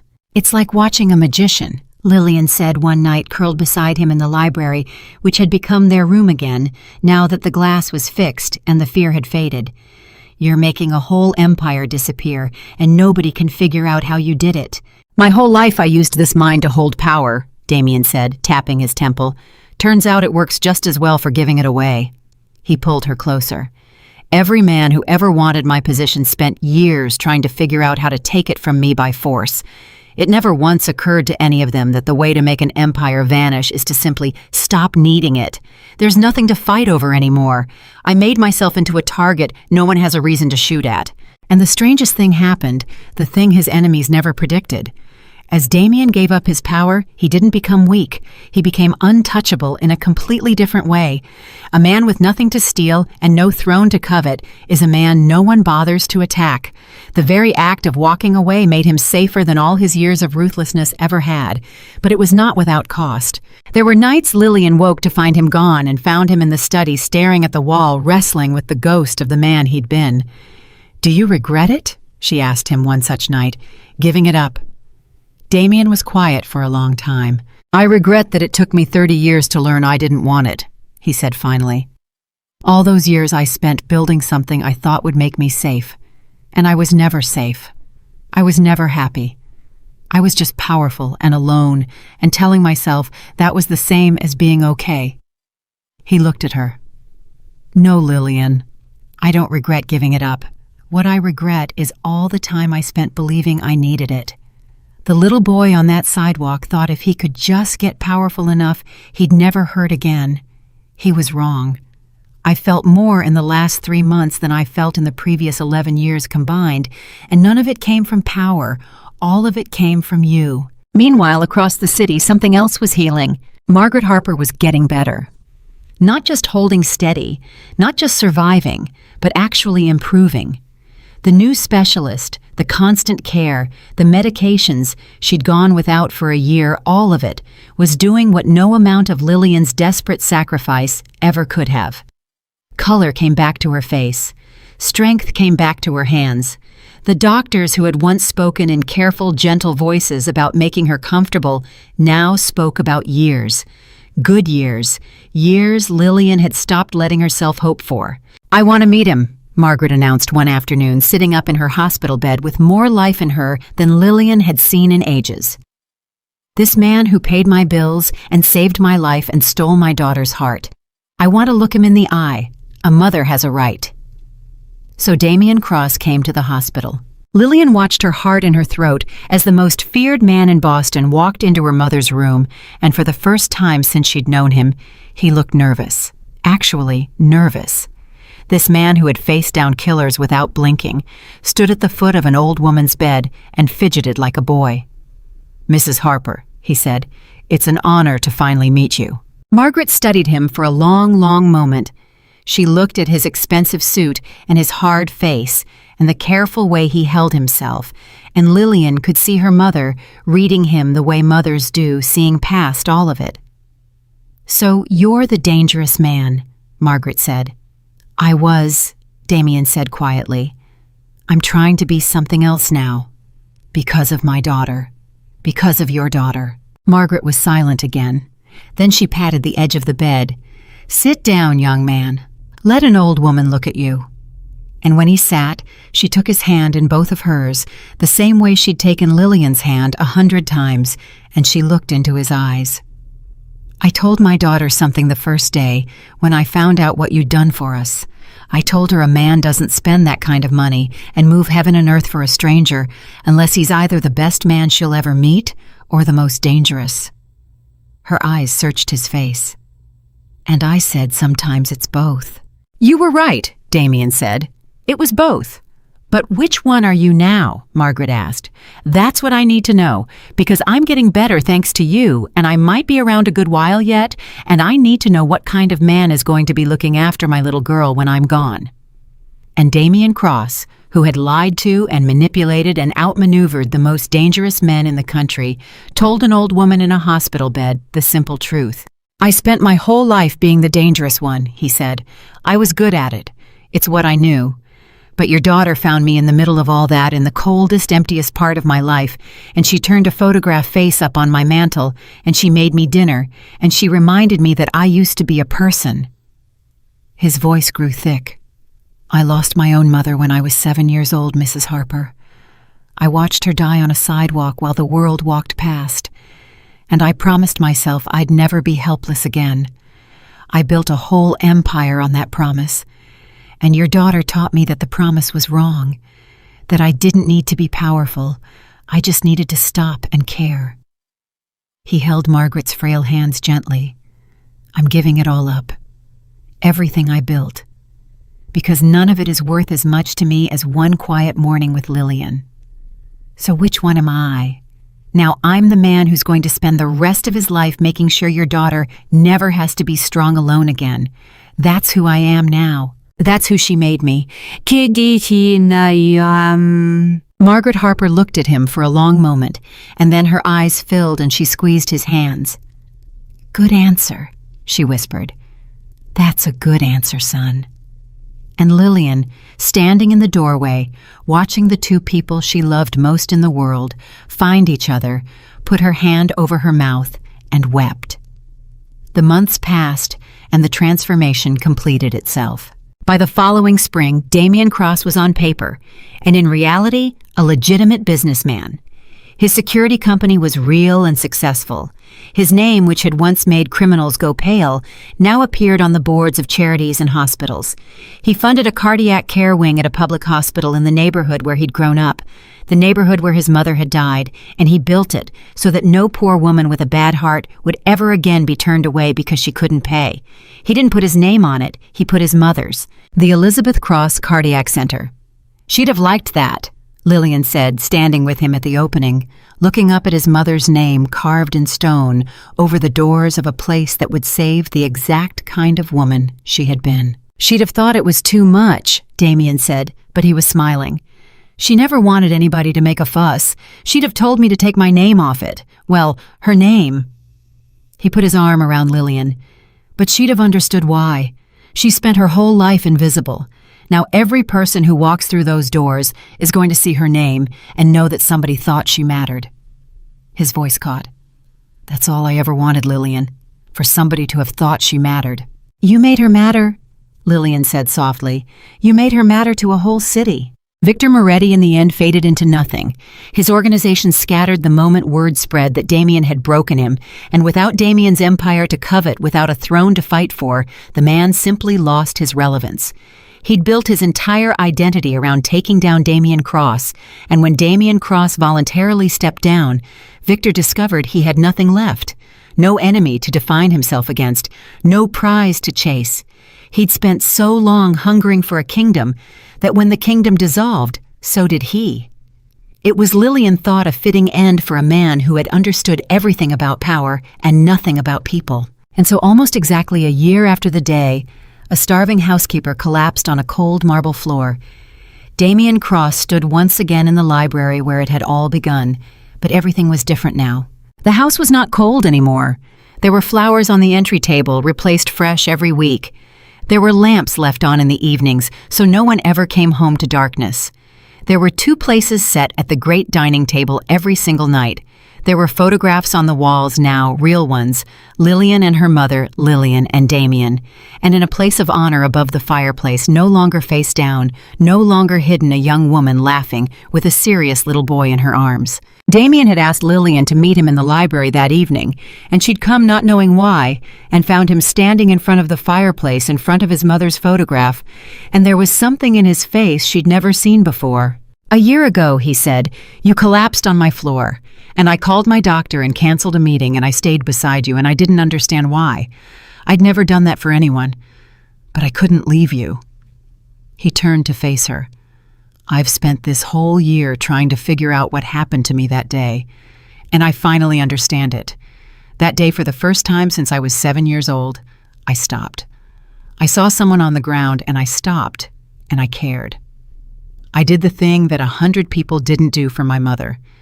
And it turned out that stopping to care for one person was the thing that gave me back my whole life." Lillian's eyes were already filling. "Damien, you didn't save me with anything I could have bought," he said. "I have all the money in the world, and it never saved me. You didn't save me with power. I had all the power in the world, and it never saved me. You saved me by reminding me that I was still human, by turning a photograph face up, by making me dinner, by holding my hand in the dark and telling me that loving someone wasn't a weakness. You gave me the one thing 30 years of empire never could." His voice broke completely. "You gave me a reason to come home." And then Damien Cross, the man who had once been the most feared person in the city of Boston, got down on one knee in the library where their whole story had begun, and Lillian's hands flew to her mouth. "I'm not a powerful man anymore," he said, looking up at her, and his eyes were shining. "I gave that away, on purpose, because it was never worth anything next to you. I'm just a man now, a man with a warm house and a garden and a quiet life, and the only thing I have left to offer you is all of it, every ordinary day for the rest of my life." He took her trembling hand. "Lillian Harper, you walked into my house a stranger, and you fought death itself to save the person you loved, and I watched you do it, and I fell in love with the bravest person I've ever known. You will never again have to be strong alone. You will never again have to choose between surviving and living. Marry me. Let me spend the rest of my life catching you every time you fall the way you caught me. Please, marry me."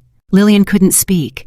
The tears were streaming down her face, and every terrible year, every skipped meal, every night she'd cried alone, every moment she'd believed she would spend her whole life fighting by herself, all of it rose up in her at once and broke like a wave.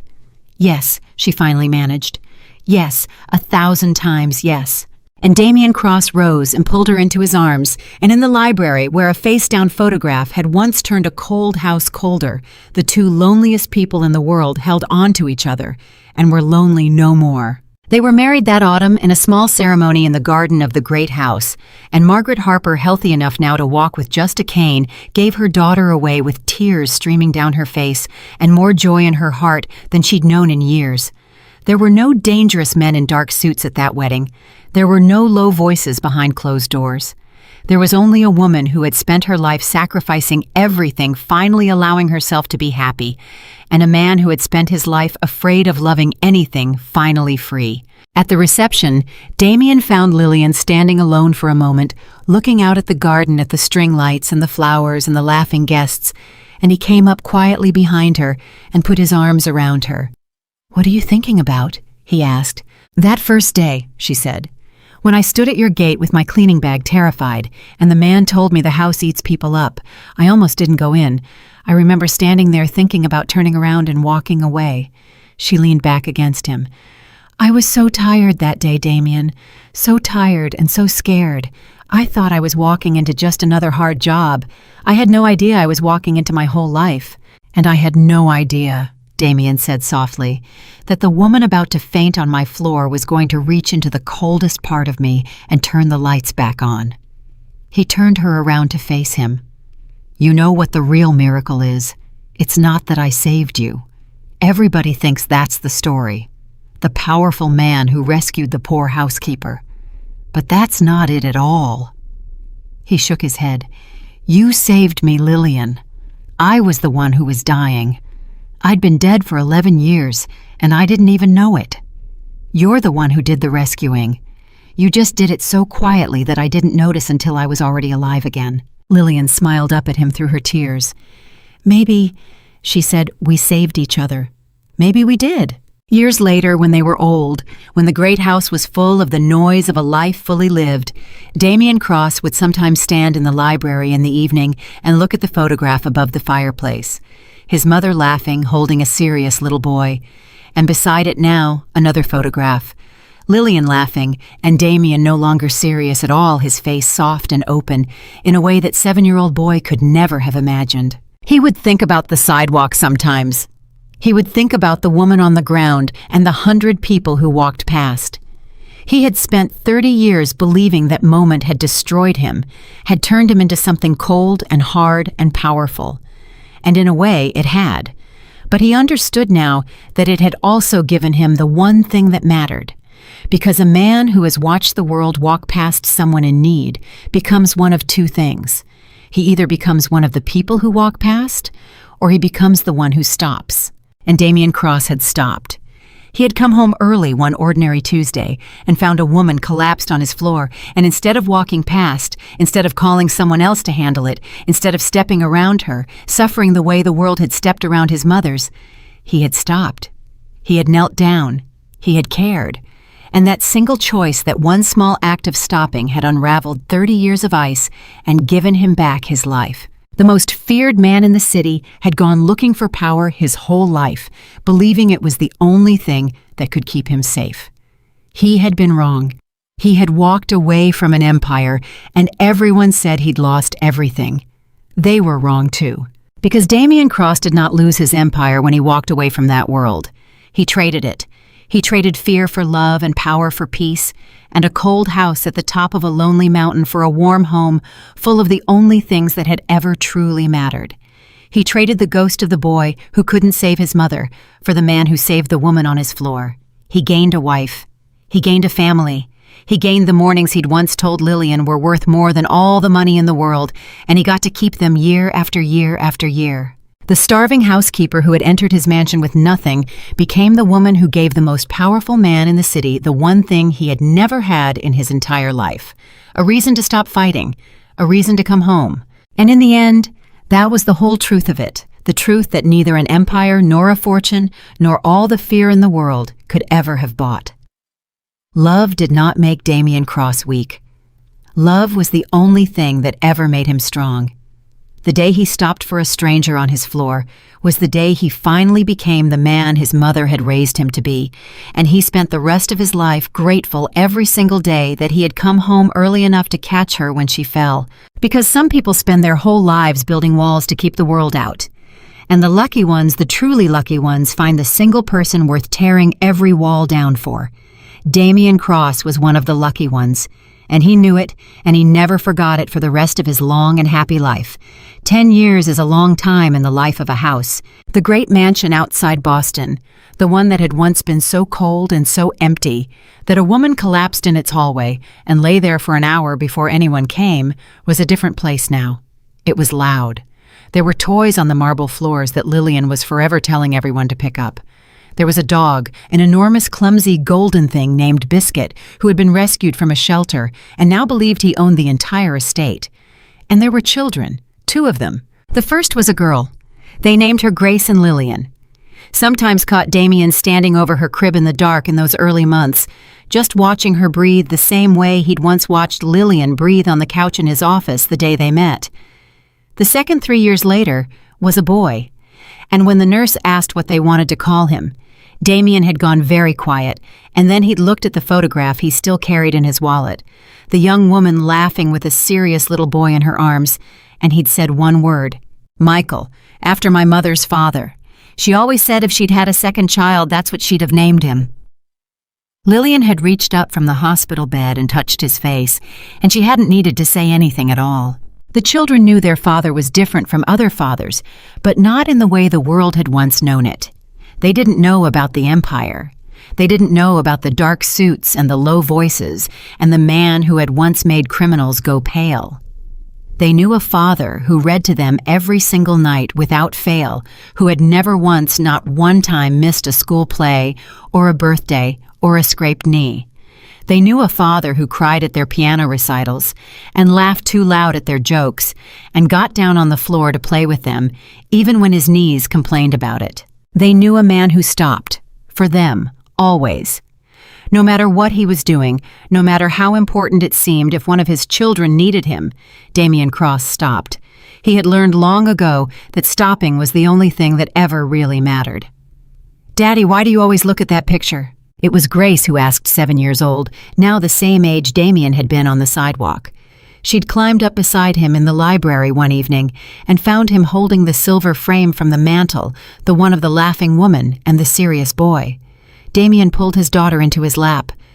"This is my mother," he said. "Your grandmother. You're named a little bit after her. Did you know that Grace was her middle name?" Grace studied the photograph with the fierce concentration of a child. "She's pretty. And that little boy looks sad." "He was a little sad, yeah." "Why?" Damien was quiet for a moment. He'd known this day would come, the day his children were old enough to ask real questions, and he'd promised himself he would never lie to them, but he would also never burden them with more than they could hold. "Because," he said carefully, "when that little boy was just about your age, he lost his mommy. And for a long, long time after that, he was very sad and very lonely, and he thought the only way to stop being sad was to make sure nobody could ever hurt him again." "Did it work?" "No," Damien said honestly. "It didn't work at all. He just got lonelier and lonelier in a great big cold house all by himself." Grace frowned, deeply troubled by this. "So what happened? How did he stop being sad?" And Damien Cross smiled, and he kissed the top of his daughter's head. "One day," he said, "a very brave, very kind woman came to his house, and she was so tired and so hungry from taking care of the people she loved that she fell down right on his floor. And that lonely man had a choice. He could walk past her the way people had once walked past his own mother, or he could stop and help her and care about her. He hugged Grace tighter, and he chose to stop. And that one little choice, stopping to help one person, it changed his whole entire life. It gave him back everything he thought he'd lost forever." Grace thought about this for a long time in the serious way of children. "Daddy," she said finally, "that woman, was that Mommy?" "That was Mommy." "And the lonely man, was that you?" Damien's eyes filled and he nodded because he couldn't quite speak. Grace considered her father with enormous, thoughtful eyes, and then she wrapped her small arms around his neck and hugged him fiercely. "I'm glad you stopped, Daddy," she whispered. And Damien Cross held his daughter in the library, where his whole life had turned, and wept. The good kind of tears, the kind he'd never once cried in the 11 cold years before Lillian, and he thought that if his mother could see him now, laughing woman that she'd been, she would finally be at peace. Margaret Harper lived to see her grandchildren. That was the miracle none of them ever took for granted.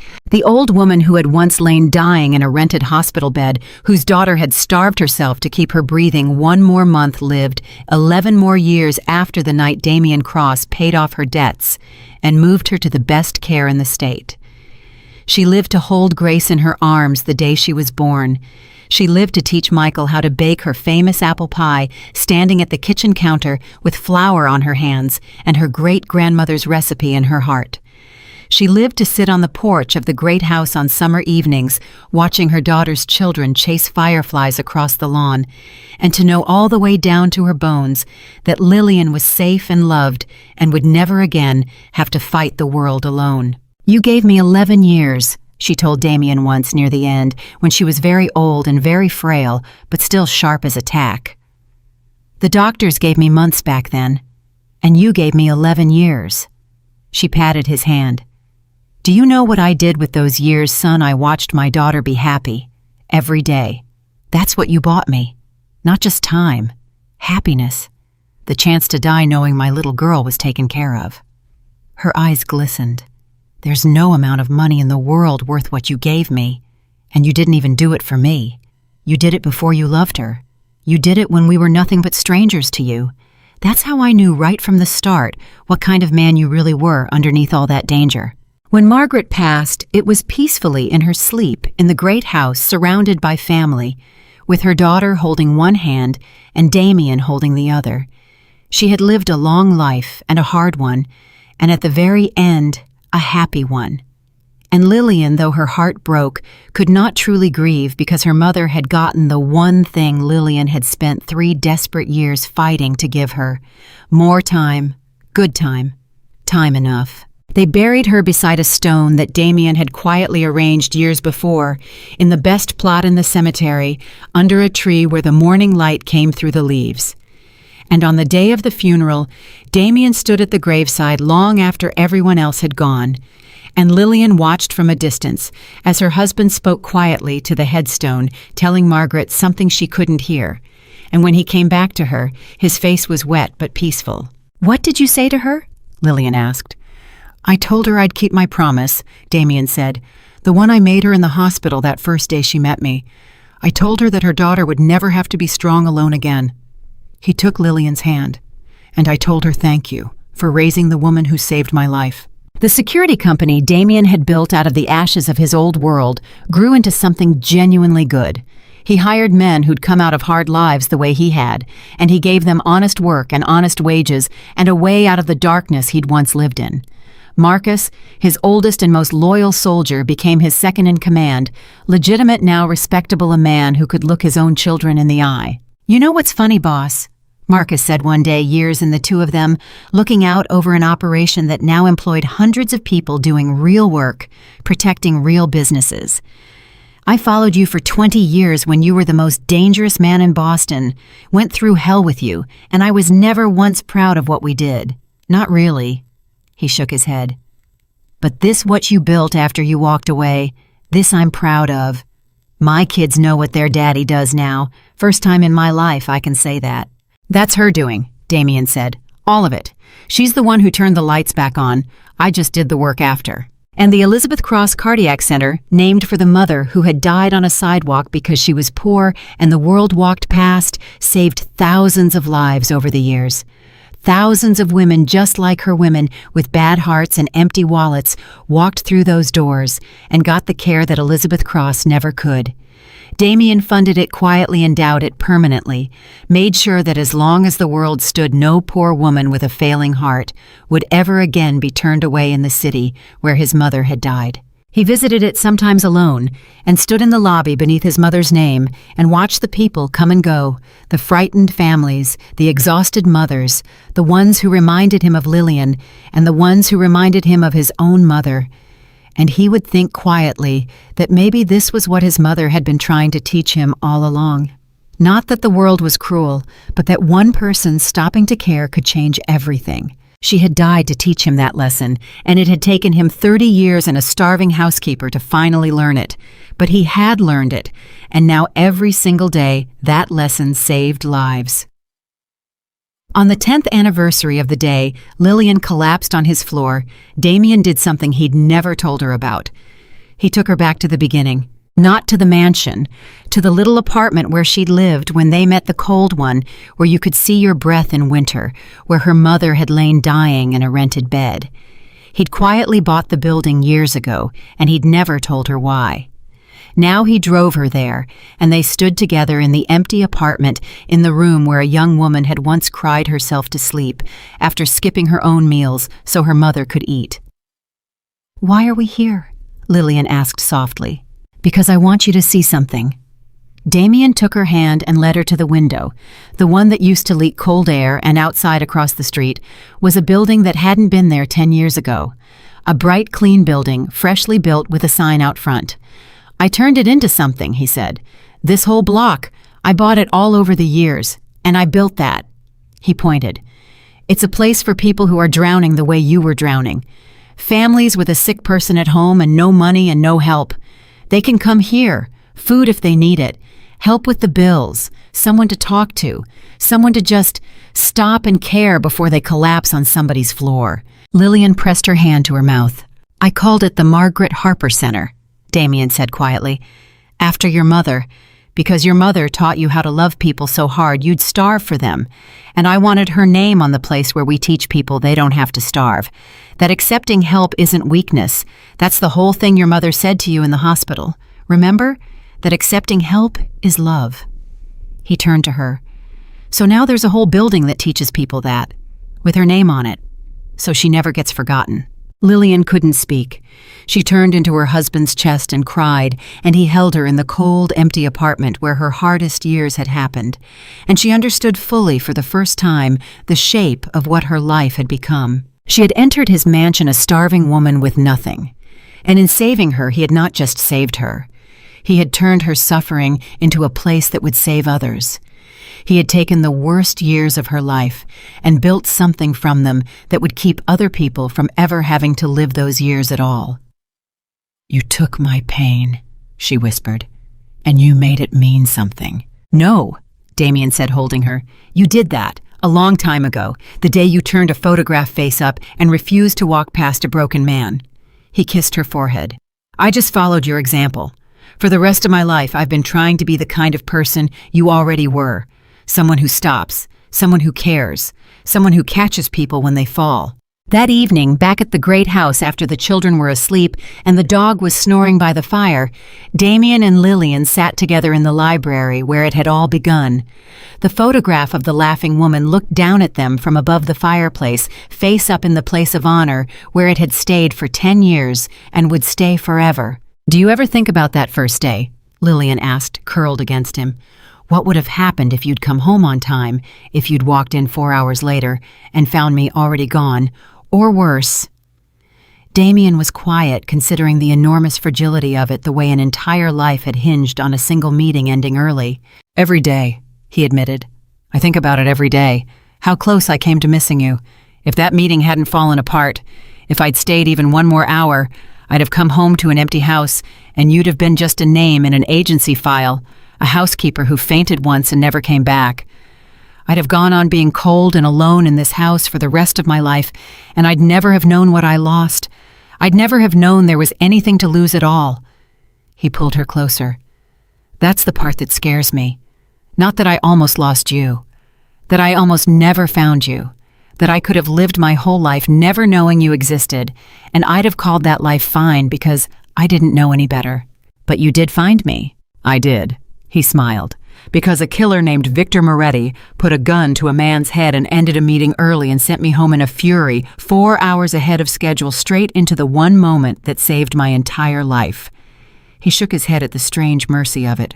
"The most terrible man I ever knew, and he's the reason I got home in time to catch you. Life is a strange thing, Lillian. Sometimes the worst people set the best things in motion, and they never even know it." Lillian laughed softly, tears in her eyes.